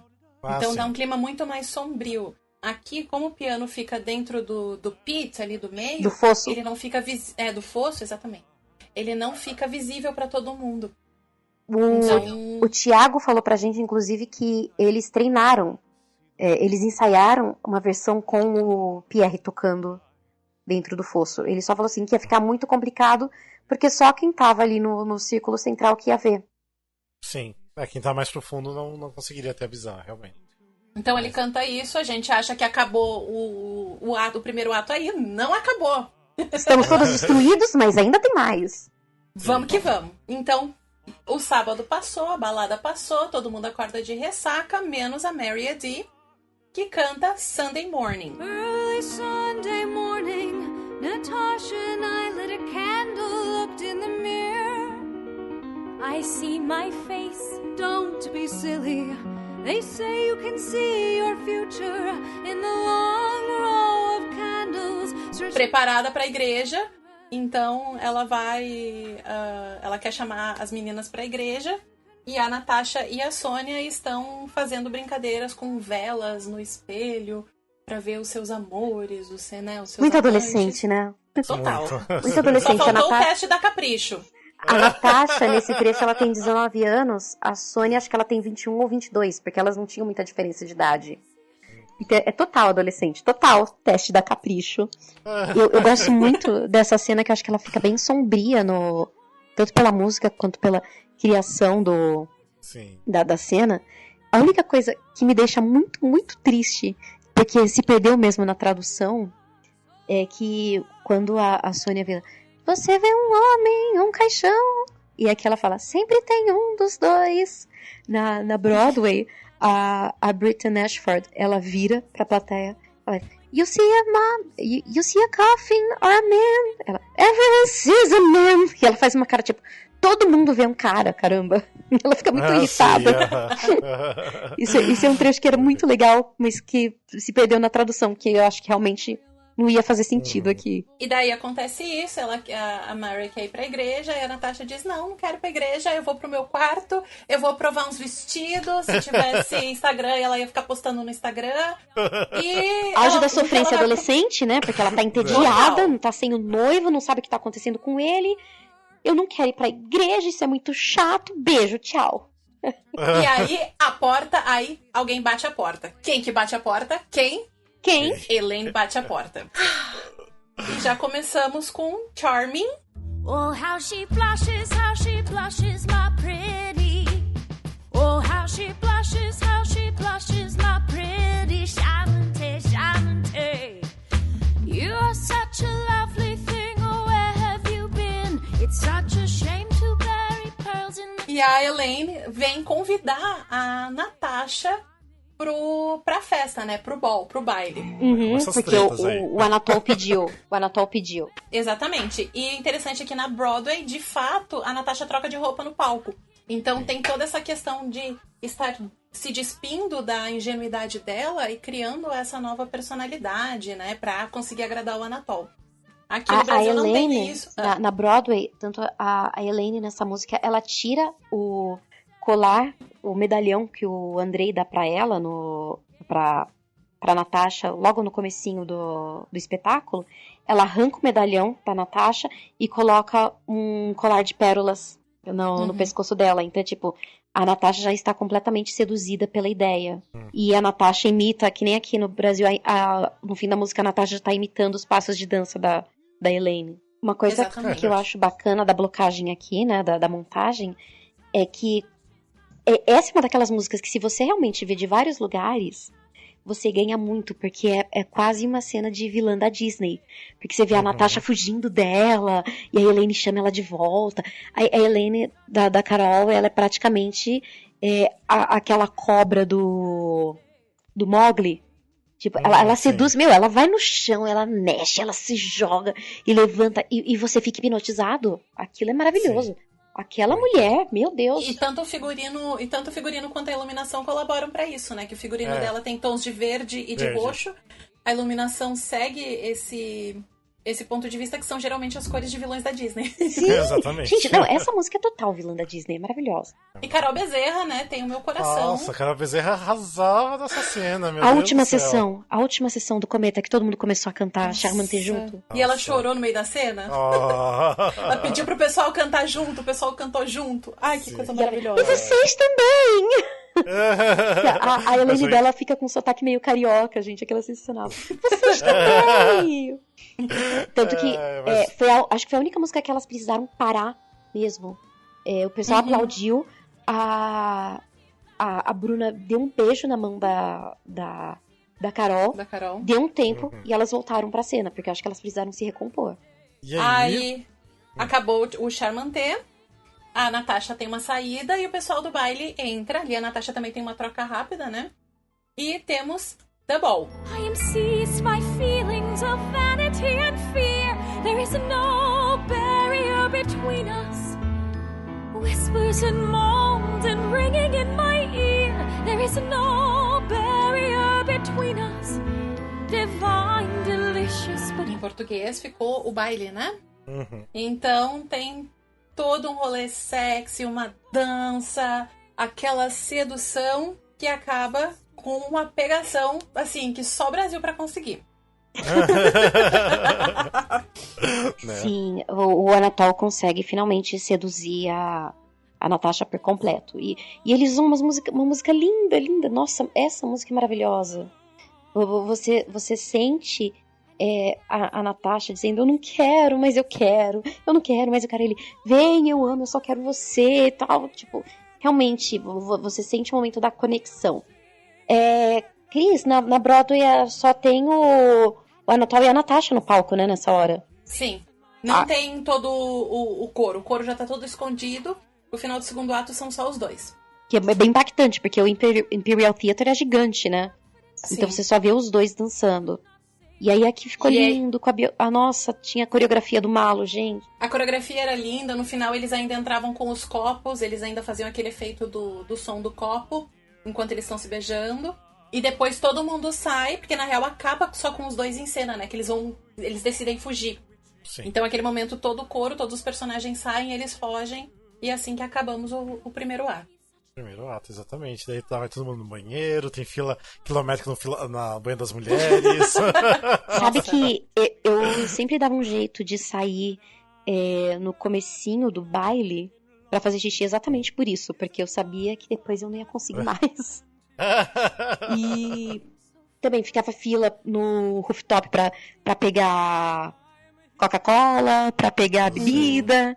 E a gente vinha pra pessoa... Pegar sobremesa. Sim, esse era o momento que eu levantava pra pegar água, porque a gente sempre comprava água pra dar pro pessoal pro segundo ato. Ah, tá, sim. Mas uma família que se importa, a gente hidrata os nossos atores. Mas teve um ponto que proibiram dos atores pegar as bebidas, né? As bebidas, mas não a água. Água. Era assim, se o pessoal oferecesse, eles podiam pegar, mas eles não podiam pegar mais champanhe, essas coisas. E, gente, os drinks. Tinha um pessoal rico ali que eles compravam um balde. E eu ficava assim, gente, quem são essas pessoas? Não era nem só isso, deixavam tudo no final, né? Nossa, eu ficava muito revoltada. Enfim, bora pro segundo ato então? Vamos falar sobre o segundo ato. Vá! Pronto, deu os 3 finais. Então começamos com as cartas. E dependendo do lugar onde você estava sentado, você podia ganhar alguns bilhetinhos do elenco, do coro. Vocês ganharam algum bilhetinho durante alguma das vezes que vocês foram? Não. Só a primeira vez que eu assisti, eu fui uma das pessoas que passou a carta pra frente, só. Eu entreguei a carta pra Natasha na primeira vez que eu assisti. Eu não passei a carta, mas eu ganhei duas cartinhas. Uma da Fabi e a outra da Nath Glans. Eram 2 bilhetinhos. Uma era Literatura Russa é melhor do que sexo. E o outro... eu não lembro o que tinha escrito no outro, mas era alguma piadinha nesse estilo, assim. E ainda dizia o nome da personagem... que tinha mandado a carta. Que tinha mandado a carta. Maravilhoso. Olha. Mas eu só entreguei cartinha, eu nunca recebi. Chateada agora. Então, em cartas, a gente tem os 4 núcleos, na real. Tem o núcleo da casa da Mary, dos Bolkonsky. Tem o núcleo da casa do Pierre. A Natasha, que tá na casa da Mary e a Dee. E o Anatol e o Dolokov, né, escrevendo. Então, eles estão escrevendo cartas uns pros outros. E contando do que tá acontecendo. Um tá prometendo amor pro outro. O Pierre tá escrevendo pro Andrei, dizendo que ele queria estar lá com a morte à espreita. Ele queria estar lá lutando pela Rússia, né? Nas guerras napoleônicas. Tanto é que ele fala que ele quer matar o Napoleão, que é o número da besta.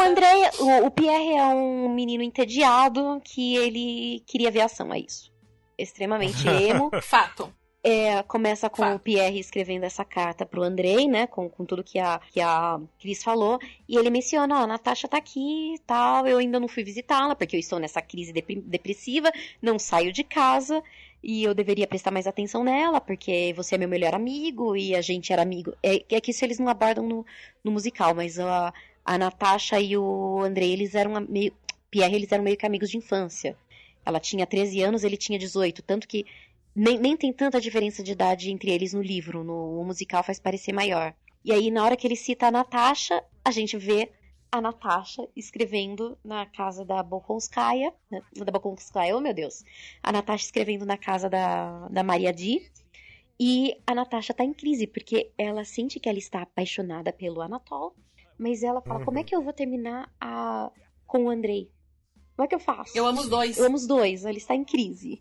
E aí, nesse meio tempo, a Mary escreve uma carta pra ela, super fofinha, falando, olha, desculpa o mal entendido, eu moro sozinha com esse velho, não liga pro que meu pai disse, eu tô muito feliz pelo meu irmão, por favor volte, eu tô sozinha aqui, eu preciso de companhia. E aí a Natasha pensa, cilada, ela escreve uma carta pra Mary terminando o noivado. O noivado. Tipo, ela nem manda uma carta pro Andrei, ela manda uma carta direto pra Mary. Não posso me casar com seu irmão. E nesse meio tempo, o Anatol escreve cartas apaixonadas para a Natasha. E aí... Que não é o Anatol que escreve. Sim, é o Dolokov.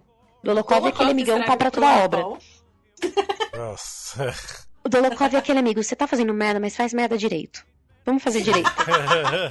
Vamos fazer bonitinho, né? E ele a seduz através das cartas, né? E aí eles resolvem fugir. E aqui no Brasil, na montagem do Brasil, o Anatol, ele praticamente se masturba com a pena, né? Com a pena. A primeira vez que eu reparei, Pesado. eu fiquei assim, gente... Eu achava muito engraçado que de frente com ele, geralmente ficavam só espectadores muito velhos, ou eram homens com cara de tiozão. E aí tava lá o Leone... Natália. Eu falei, gente... E uma coisa Eu fico engraçada... com vergonha de lembrar. E uma coisa engraçada é que quem viu o Leone todo solto ali, fazendo aquela cena, o pessoal super acha que o Leone, ele vai chegar lá, super, e aí, galera, beleza? No fim do espetáculo. O Leone é a pessoa mais tímida do mundo, gente. É impressionante como um ator se dissocia do personagem. O Leone quer assumir, ele é muito, muito tímido. Aí recebeu a carta e daí ela decide que ela ama o Anatol. Sim, eu amo. E a Sônia chega, lê a carta e sentiu que tem problema. Fala, amiga, para. Então, não é isso. Para tudo, Para que tá feio. Então a Natasha fala, esse é meu segredo, eu amo ele me ama. Aí a Sônia fala, amiga, hello, você está noiva.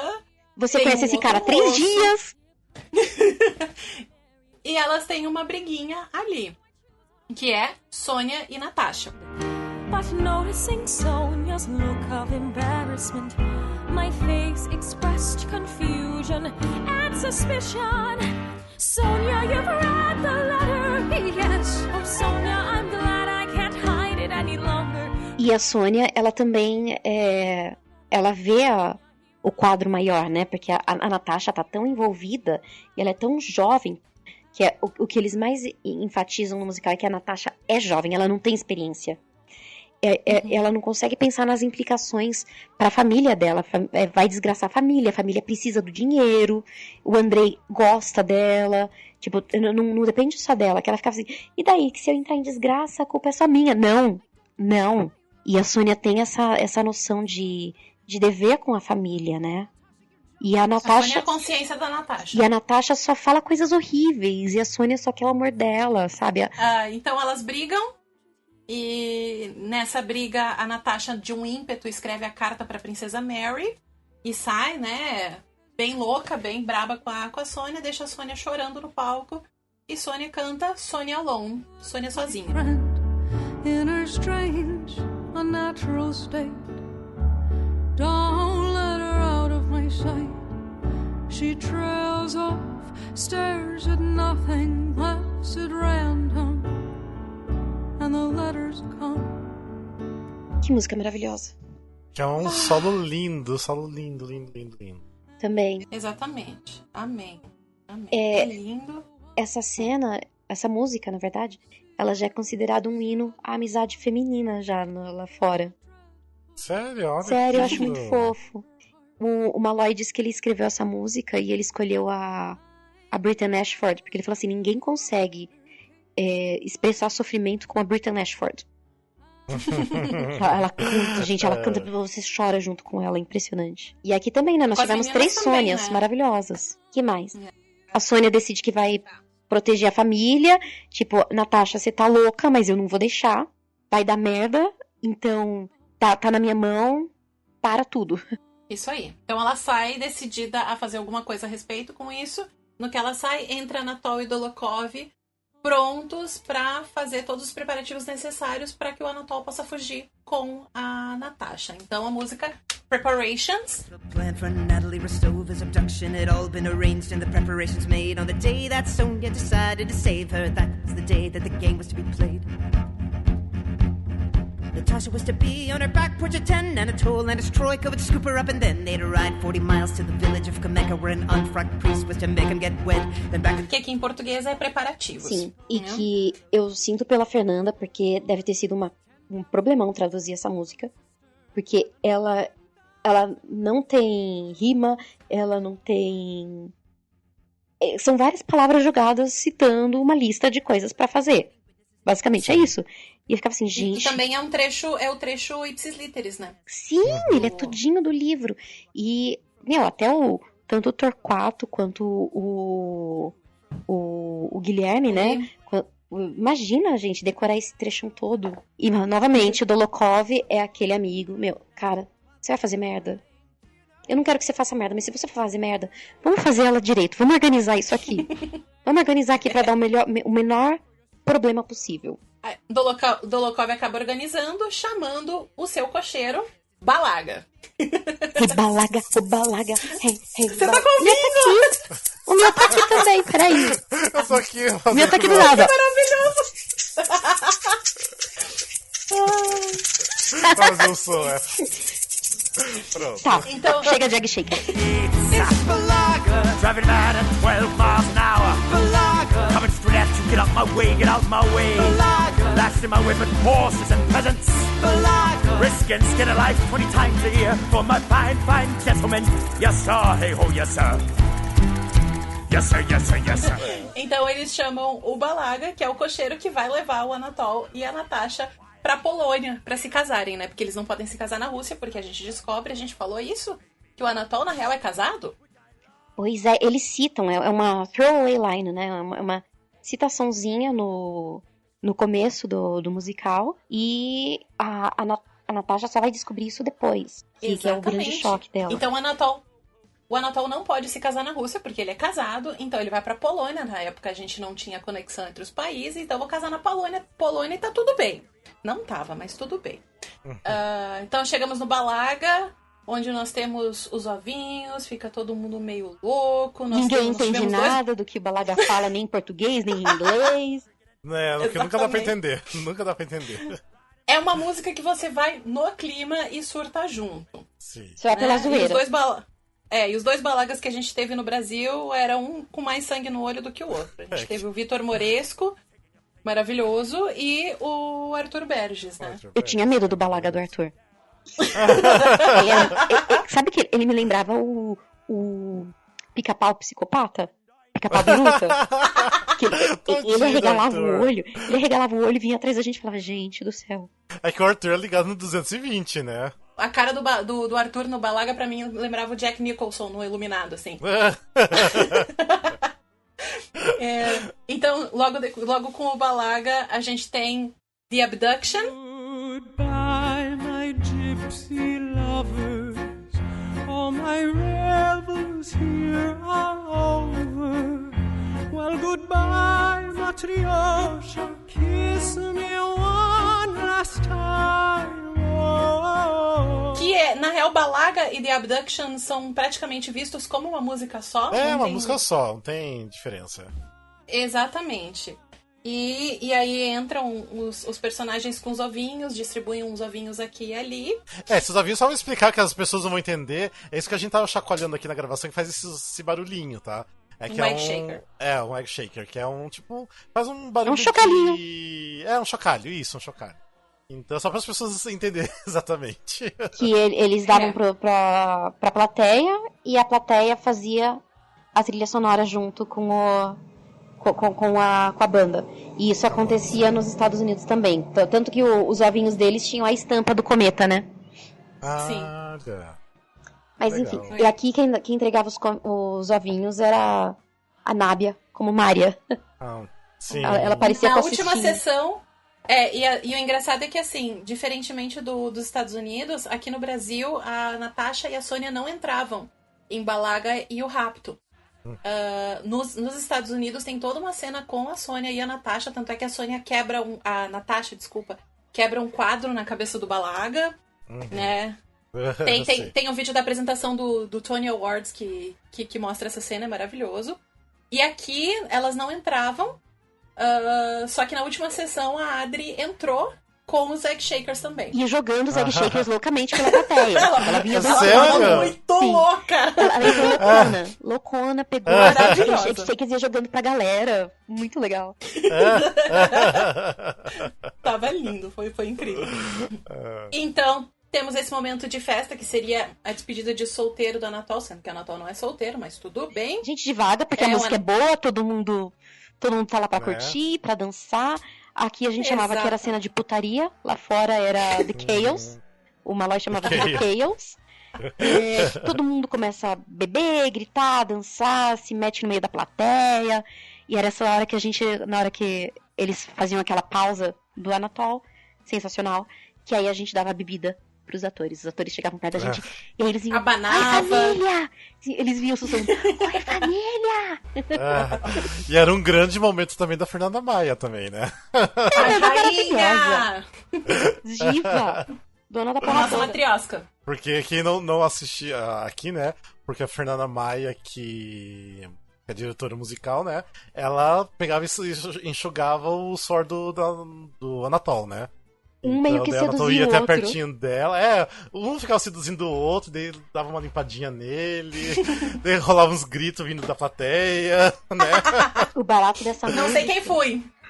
O barato dessa música também é que era uma hora que os próprios músicos, tipo, tacavam o foda-se. O Nonato, ele subia no palco, ele ficava sentadinho, tocando, ele não ficava no fosso.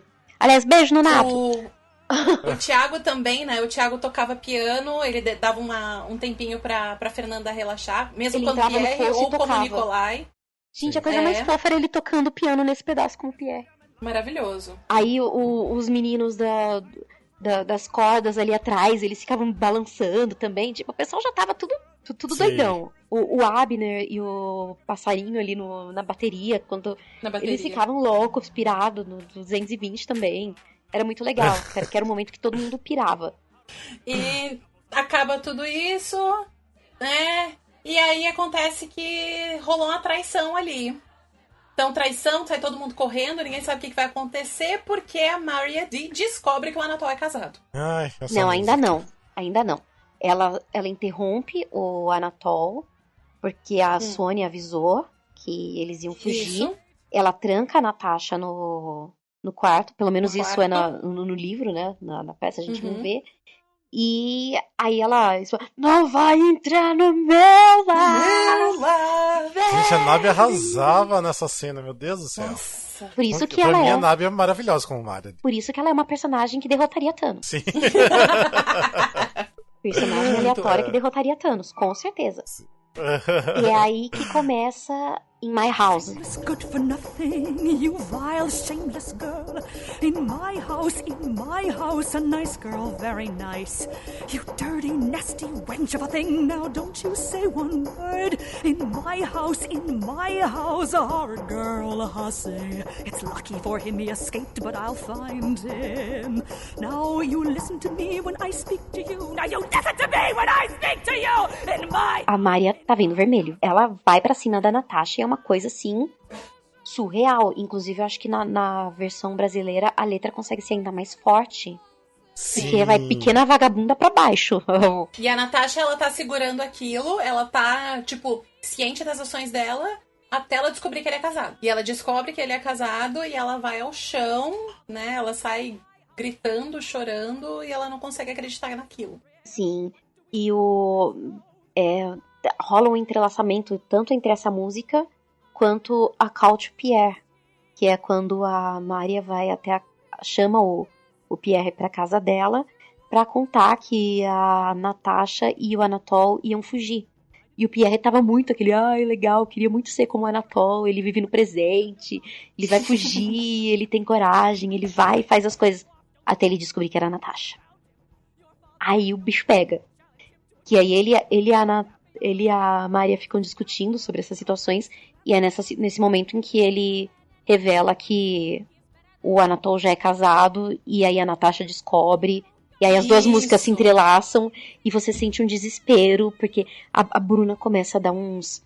A Bruna começa a respirar mais difícil, você sente o desespero dela no palco, que ela tá realmente, ela é um animal acuado ali, é muito, muito triste. Aí o Pierre sai... uma coisa interessante do Call to Pierre é a posição do coro, né? Que o coro fica todo lá no fundo, encolhidinho, e eles fazem todo aquele trabalho de corpo com que deve ter sido muito difícil pra aprender. Maria, Natasha has let down the family. What? Natasha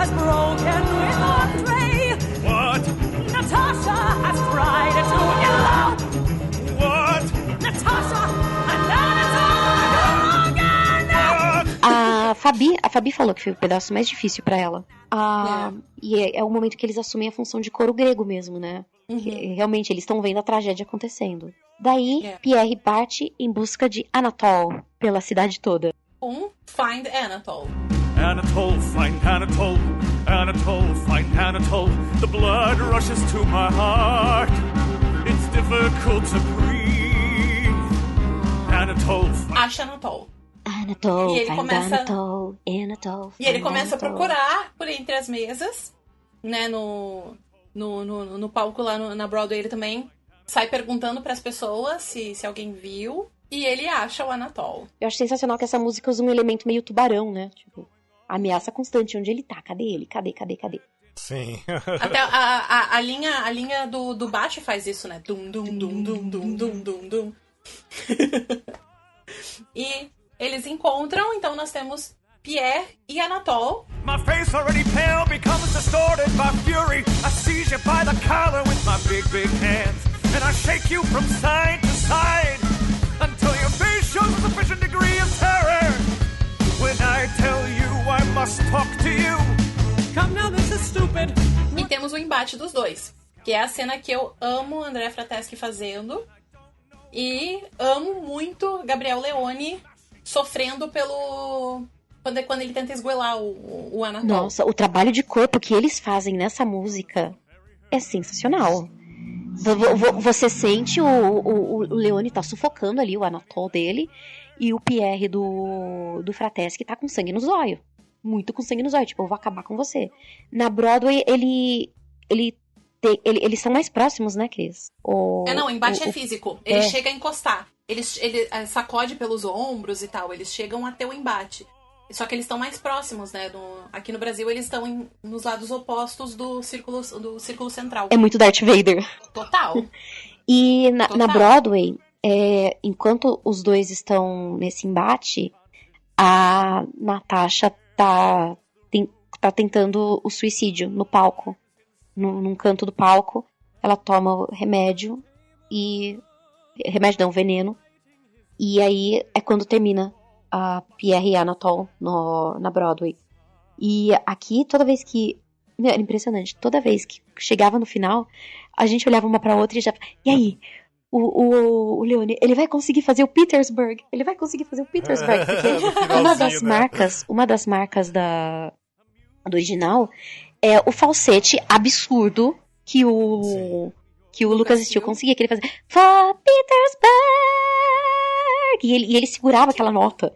E o Malloy disse que aquela nota ali, ela foi um acidente. Ele tava estressado, ele não conseguia terminar a música, e ele só jogou aquela nota ali, falou só pra terminar a música, depois ele ia rever. Ele esqueceu de rever, de corrigir. E aí no ensaio, o Lucas Steele conseguiu, chegou naquela nota, sustentou aquela nota. Ficou. Esse Petersburg, ele é praticamente um meme entre os fãs do Cometa, né? E aí, foi muito bacana ver, ao longo das sessões, como o Leone conseguia chegar nisso. Porque nas primeiras sessões ele não conseguia muito. Ele atingia a nota. Ele atingia a nota, mas ele não segurava. Depois, sim. Ele tava praticamente igual ao Steele. Até o tom de voz deles, né? Eu lembro quando o Dan Cabral falou pra mim que ele... Falou não, né? Quando eu descobri que ele ia fazer o Cometa, fiquei muito chateada, porque a gente é amigo há muito tempo. E eu não sabia que ele que tinha conseguido entrar pro elenco. Falei, Daniel, como assim você vai fazer? E é o meu musical favorito, papapá. Ele falou, pois é, eu vou ser cover do Anatole. Olha, eu quero um Petersburg na minha mesa pra ontem. Ele furou e falou, dá muito medo de fazer. Ele falou, porque acaba com a sua corda vocal se você não faz direito. Ele falou que ele tinha muito medo de chegar nesse Petersburg. Não julgo. Também fez super certo. Não julgo.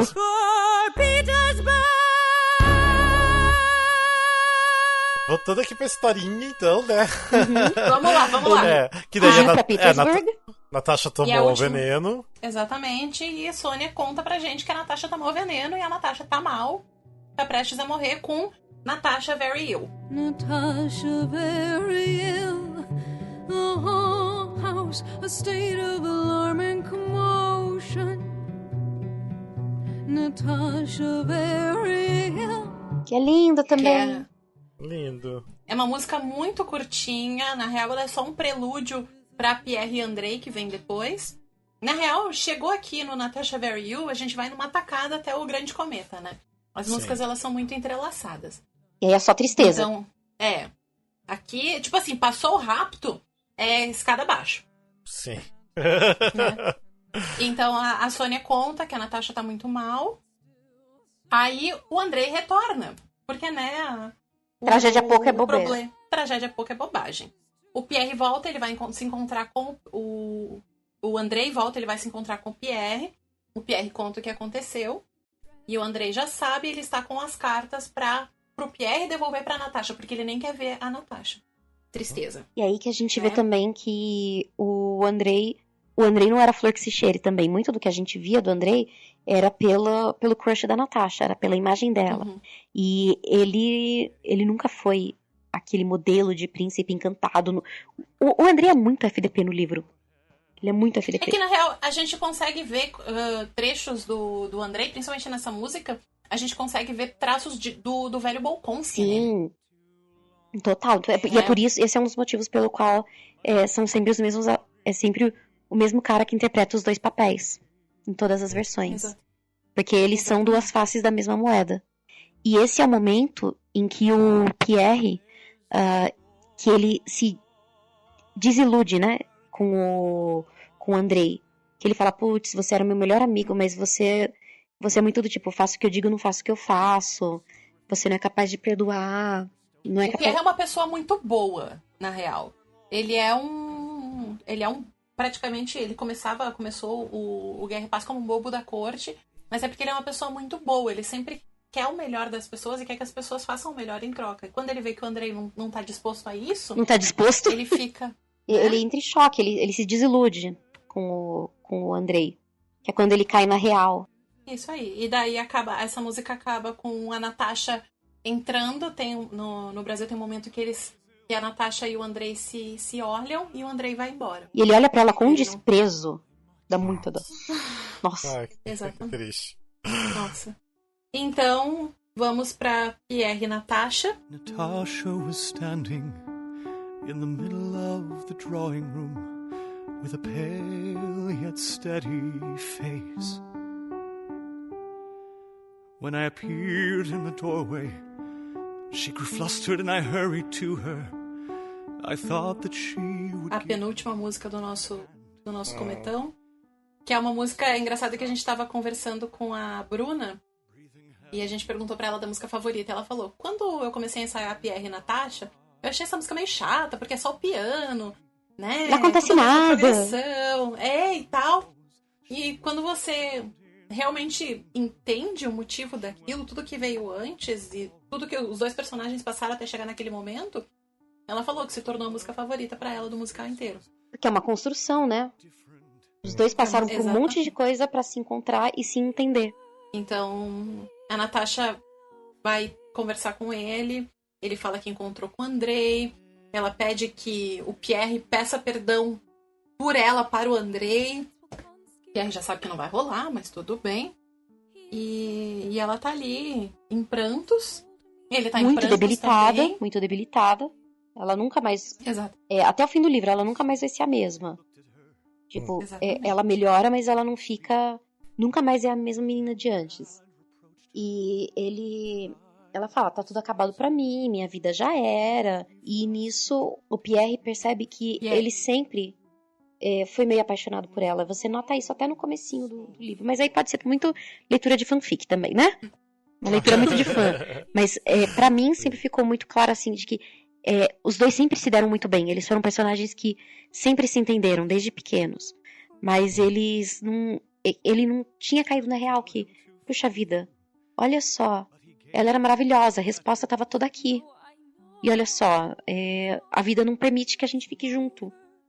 É isso, ele tem uma epifania, que é quando ele fala, putz, a vida é mais que isso, olha só, ela tá aqui, ela tá viva, por que eu fico sentindo pena de mim mesmo, né? É o momento da música, o único momento no espetáculo inteiro, que é quando ele para tudo, para a música, e é o trecho falado do musical, que é uma das frases mais famosas do Pierre, né, no livro todo, que é, Cristina, por favor. Se eu não fosse quem eu sou, mas o mais brilhante, o mais bonito, eu me colocaria de joelhos nesse momento e pediria pela sua mão e pelo seu amor. E é o momento em que a Natasha percebe que nem tudo tá perdido. Porque ela sabe que existem pessoas que estão ali por ela. E ele percebe que, putz, olha só, eu tô fazendo cagada a minha vida toda. Tá na hora de parar com isso. E é lindo. Nossa, a Bruna, na hora que ela dá uma piscada nessa hora. Gente, a coisa mais linda que você vê um pouquinho da vida voltando no olho dela. É lindo aquilo. É, certo, uma gratidão, né? Sim. E esse é um dos momentos, assim, que os dois, o choro dos dois, porque eles cantam que eles estão chorando, mas você sabe que aquele choro é muito genuíno, assim, sabe? Não é aquela coisa de, eu tenho que fazer a técnica pra chorar, porque o momento é muito pesado e a gente já tá chorando junto também. E nas últimas sessões, os dois tiveram que dar aqueles pra poder continuar. Eles tiveram que dar umas pausas, porque eles não conseguiam seguir. É um momento muito delicado, assim. Então ele coloca o casaco dele, ele não acha a manga do casaco e ele vai pra rua. Só que é a Rússia e tá frio, né? Então nós vamos pra última música do Cometão, que se chama The Great Comet of 1812. Where to now? Where can I go now? Not to the club, not to pay call. Ou aqui, o Grande Cometa de 1812, que é a grande epifania dele, é o grande momento dele. Que ele começa a pensar sobre a vida dele, o que ele vai fazer da vida. Ele fala, o mundo é ridículo, o mundo é vazio, mas ele vale a pena porque tem o seu olhar nele, que é o olhar da Natasha. E aí ele resolve melhorar, ele resolve ser um cara melhor. Leva muito tempo ainda, tem muitos anos no livro, mas é o momento em que ele percebe que ele tem que parar de sentir pena de si mesmo. Exatamente, ele vê o cometa passando e ele diz, as pessoas acham que o cometa é um mau agouro, mas pra mim ele vai ser um sinal de esperança, né? O astro enfim desenhou a parábola e todo o coro entra pra suportar ele nessa decisão. E quando ele acaba, quando o cometa de fato brilha aqui no Brasil, a gente sempre tá olhando pro Pierre, mas a Natasha também tá em cena de frente pro Pierre.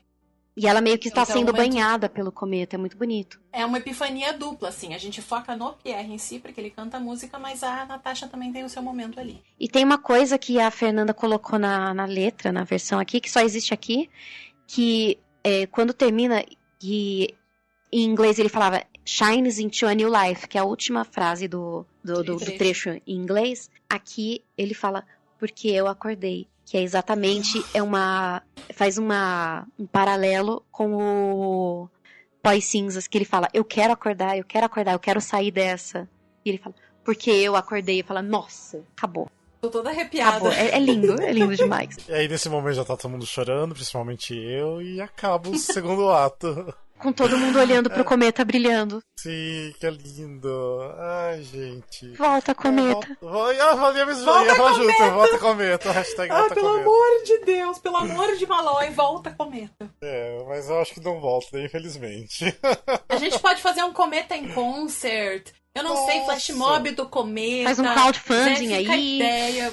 Pelo amor... Olha... Podia ser um em concert mesmo, né? Com os atores só num palco italiano mesmo, normal, e é isso, bora. Se teve um Wicked em concert, eu pilho muito fazer um cometa em concert, viu? Sim. Acho justo, acho digno. Bibi Ferreira tá chegando esse ano, temos muita fé no nosso cometa.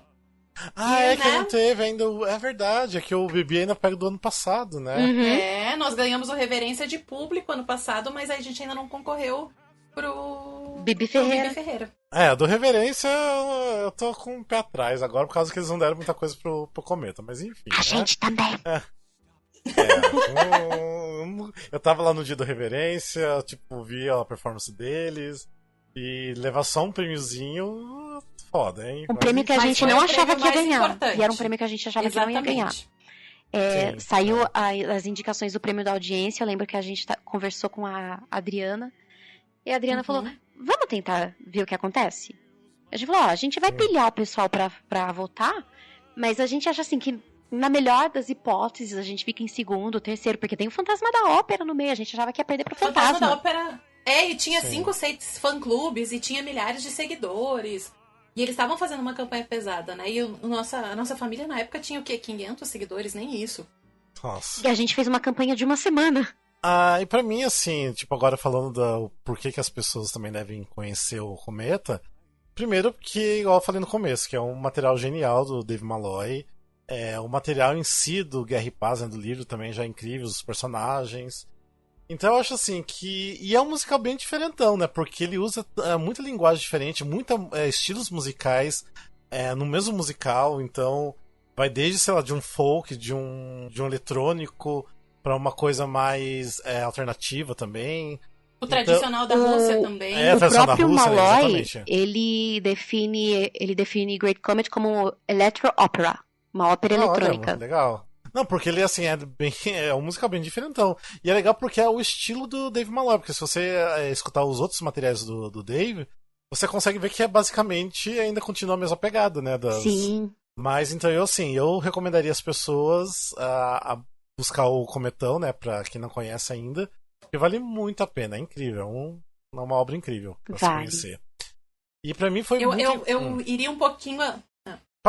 iria além, eu ia dizer que o Cometa, ele é importante para você conhecer a obra do Malloy, você conhecer a obra do Tolstói, mas principalmente ele pega tanto nas pessoas porque você se conhece depois do show.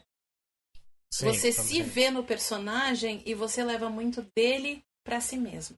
Sim. Então eu acho que é isso que fez com que várias pessoas fizessem tatuagens da peça, sai todo aquele chororô. Ainda hoje tem gente marcando a família Cometão mostrando que fez tatuagem. O pessoal manda vídeos pra gente. A gente tinha uma brincadeirinha que era aquele cometeiro vê cometa em tudo. Toda vez que alguém via um lustre parecido, via alguma coisa. Até hoje o pessoal fica marcando e coloca. O pessoal vai no Santander, não no Teatro Santander. O pessoal vai no caixa eletrônico do Santander e tem aquele negócio assim, né? O que o Santander pode fazer por você hoje? E coloca assim, trazer o cometa de volta. E o pessoal marca a gente. É muito legal, o pessoal continua. E tanto é que tem cometeiro lá da nossa família que tá em Nova York agora e vai assistir Hadestown por causa do Cometa, pra ver a Amber Gray ainda. Cometa é uma ótima porta de entrada pra outros materiais. Outras drogas mais pesadas.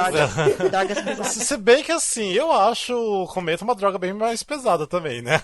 Com certeza. Porque se você pegar uma Broadway mais tradicional ou pegar uma Broadway mais contemporânea, por exemplo, igual, tipo, sei lá, Dear Evan Hansen, Mean Girls, se você pular pra um Great Comet, dá um baque bem forte, né? Não é? Eu gosto muito do Ben Platt, mas a Cometer em mim vai ter um ranço eterno por Dear Evan Hansen. Eu entendo os méritos do Dear Evan Hansen, mas eu não consigo me conectar. Não, sim. Não, é que eu digo, realmente, são drogas pesadas, o Grande Cometa, mas... E é bom porque, assim, se a galera, tipo, gosta da Broadway mais tradicional e contemporânea, e gostou do Grande Cometa, então é fácil pra gostar de qualquer outra coisa. Sim, pode se interessar até pelos mais clássicos, né? Um Sondheim dos anos 80, pegar alguma coisa mais puxada. Mais experimental até, né? Eu acho que é um musical muito experimental. Ele trabalha com várias coisas que você não tá acostumado. E pela linguagem também de ser o sing-through, né? Que a gente falou que é todo cantado, também dá essa, assim, quem não tá acostumado com musical desse tipo, igual Les Mis, Miss Saigon e tudo mais, dá, assim, um baque, né? Porque, nossa, tipo, 100% cantado, e então ele é bem diferentão. Então, ela é maravilhosa, tem que conhecer o Grande Cometa. Volta! Volta em todos os lugares, volta no Japão, volta no Brasil, volta em Nova York. Sim. Então, eu acho que é isso, porque, nossa, nós falamos bastante, né, do Grande Cometa, eu acho. Porra! 1h50 aqui, gente. Sim, eu acho que vai ser um dos maiores weekends que a gente já gravou, o mais longo de todos, eu acho.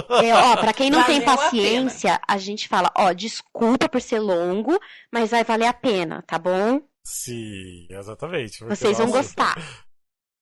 Não, mas já... Pode falar. Não, pode falar. Não, eu ia falar que ficou bem explicativo, então vai ser bom pra quem não conhece também o Grande Cometa pra se envolver agora, né? E escutar agora também. Uhum. E os dois álbuns, tanto o Off-Broadway quanto o Broadway, estão disponíveis no Spotify, gente. Escutem. Sim. Tem diferenças entre um e outro, entre os álbuns. Isso. Notam, tem umas diferenças, e não é só os atores que são outros, mas tem música que cresceu, música que encolheu, música que foi incluída, música que saiu. Então vale muito a pena conferir os dois, porque eles são bem diferentes em si. E depois, se vocês quiserem, a página Gênios tem vários detalhes especiais sobre o Cometa em inglês. E se eu não me engano, foram colocadas as letras em português lá. Se não tiver lá, Tava se eu não me sabendo disso, engano, não. colocaram. E se eu não me engano, não. E se não tiver lá, no Instagram da Família Cometão, nós temos um destaque com várias letras em português também que nós postamos. Preciso postar mais, aliás. Preciso postar mais. E assim, tipo, a gente não tá. Né, não vamos dar tanta ênfase nisso, né? Mas meio em off. Você acha até um proibidão bootleg ali no YouTube da Broadway. Então tem um material aí pra vocês acompanhar. Isso não existe, né? Mas existe. Isso não existe. Mas existe, assista. Nem sei o que é isso. Assista. O que são proibidões? De comer? De comer. Gente, mas meninas, obrigado por vocês terem participado. Finalmente saiu, Obrigada né? Porque por convidar. Yes! Nossa, Demorou. já era pra ter saído esse episódio há muito tempo. Há meses. Né? E eu gostei que a gente fez um grupinho ali, Cometão Musical Cast, que é super bom, né? Super funcionou entre a gente ali. Era um grupinho só pra discutir os horários pra gravação. Virou um grupo a gente usa agora de pra tudo. pra tudo. A gente usa pra tudo agora. Mas. Falando nisso, Cris e Jaque, vocês querem deixar o arroba de vocês, falar alguma coisa? Pode, o espaço é de vocês agora. Vamos deixar o arroba da Família Cometão. Sim. Né? Arroba Família Cometão, sem o tio. Nós temos muito conteúdo, todo o conteúdo da temporada tá salvo lá. Fizemos takeover com quase todos os atores. Tem takeovers técnicos também com JP. Beijo, gente, melhor JP. takeovers, os melhores JP. takeovers eram no JP. Eu amo todos os atores, amo tudo que vocês fizeram, mas os takeovers no JP, pelo amor de Deus. É fofo demais, muito querido. Maravilhoso. Maravilhoso. E tem conteúdo de explicação também ali, né? Às vezes o pessoal vinha com algumas dúvidas e a gente respondia sobre o conteúdo mesmo do Guerra e Paz, sobre o conteúdo do Cometa. Eu não vou deixar o meu Insta aqui, gente, porque meu nome é complicado pra caramba. A pessoa nunca vai achar. E é melhor seguir pela família mesmo. Sim, família a gente tá sempre postando lá, vira e mexe tem novidade. Agora que não tem Cometa em cartaz, a gente tá postando menos. Mas vira e mexe aparece alguma coisa. Todo o conteúdo que a gente produziu durante a temporada, como a Cris disse, tá lá. Segue a gente no Núcleo. Aí, ó. Arroba Núcleo Experimental, né? Núcleo Exp. Núcleo Porque XP, depois do tá, Cometa, o Zé mandou uma mensagem no Instagram. Tipo, preciso falar com você. A gente ficou morrendo de medo. Aí a gente adicionou ele no WhatsApp. Ele falou, eu tenho uma proposta pra vocês. Vocês querem gerir as redes sociais do Núcleo? Tipo, oi! Então agora a gente gere as redes sociais do Núcleo Experimental. Então, tudo que vocês quiserem lá do Lembro Todo Dia de Você, de tudo que tá passando no Núcleo, Festival dos Musicais, vocês vão saber tudo lá. Porque se você estiver marcando o Núcleo Experimental, então são as meninas da Família Cometão que estão ali gerenciando, só pra deixar claro. Isso, toda vez que vocês verem alguma coisa mais zoeira, aí vocês podem ter certeza, porque é a gente mesmo que tá fazendo. A gente gosta de uma zoeira, né? A gente dá uma segurada no Núcleo, porque é uma coisa mais... uma coisa mais profissional, mas sempre que dá pra dar uma zoeirinha, a gente zoa. Mas o interessante é que, seguindo o trabalho do Zé Henrique de Paula e da Fernanda Maia também, depois do Cometa a gente vai, né, aprofundando. Tem aí o Lembro, que a gente já falou, que o Musicalcast são os fãs número 1 do Lembro, Sim, né? Sim, que a gente começou com o hashtag Volta Lembro e voltou. Que a gente começou Agora a gente vai, Volta Cometa. Volta Cometa, por favor, gente, vamos lá. Hashtag Volta Cometa no Twitter, no Instagram, vamos lá. Um dia volta, mais cedo ou mais tarde volta. E é interessante, assim, com o conhecer as diferentes facetas do teatro musical mesmo, né? Então, muitas vezes a gente fica nessa coisa grande da Broadway, mas mesmo dentro dessa coisa grande da Broadway, o Dave Malloy conseguiu trazer a identidade própria dele, né? Imprimir esse selo Dave Malloy dentro da Broadway, que é o que o Zé tá fazendo aqui, trazendo essas peças da Broadway, mas também trazendo essas peças, esses musicais originais, que foi a questão do Lembro Todo Dia de Você, Eu sei exatamente como você se sente. E agora, em agosto, Chaves, um tributo musical. Exatamente, tem bastante coisa vindo aí. Sempre tem bastante coisa no núcleo.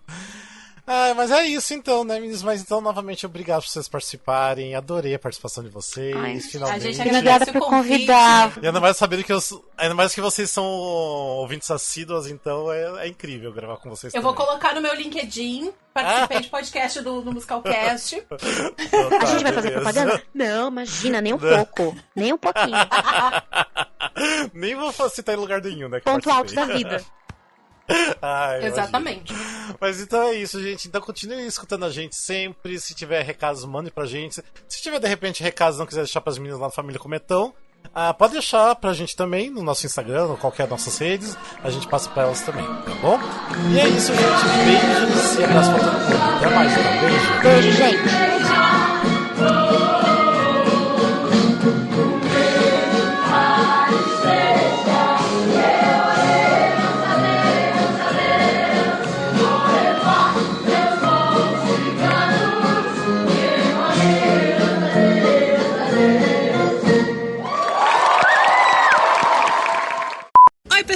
Oi, pessoal! Nós estamos de volta. Pra fazer um disclaimer, né? No finalzinho do podcast. Exatamente. Estamos aqui para, em primeiro lugar, agradecer a oportunidade no Musicalcast. Rafa, foi um prazer. Foi muito legal ter gravado. Sonho realizado. Nossa, demais. Mãe, tô no Musicalcast, me escuta. E mais do que isso, a gente queria agradecer a toda a equipe, todo o elenco e todo o staff do Cometa. A gente está dedicando esse podcast a todo mundo que trabalhou no espetáculo. E a gente sabe que foi uma produção muito grande e é uma produção que transbordava amor, tanto com as pessoas do staff, com as pessoas, os camareiros, o pessoal da luz, o pessoal da técnica e os atores. Se a gente chamar o nome de todo mundo aqui da equipe técnica, a gente fica aqui até amanhã, né? Então, um abraço para todo mundo que trabalhou mesmo nos bastidores, que fez o Cometa acontecer. E a gente que queria também fazer um agradecimento especial. Vamos lá, gente, agora em lista. Vamos lá. Chamada. A gente não tá com papel aqui. Vamos lá. Vamos lá. André, Bruna, Tiago, Gabriel, Daniel, Fabi, Miranda, Nani, Nábia, Nath, Vitor, André, Arthur, Gui, Wilson, a Gi. A gente vai ter que fazer de novo. Puca. Tiago. Eu já falei do Tiago. Tiago de novo. Tiago sempre.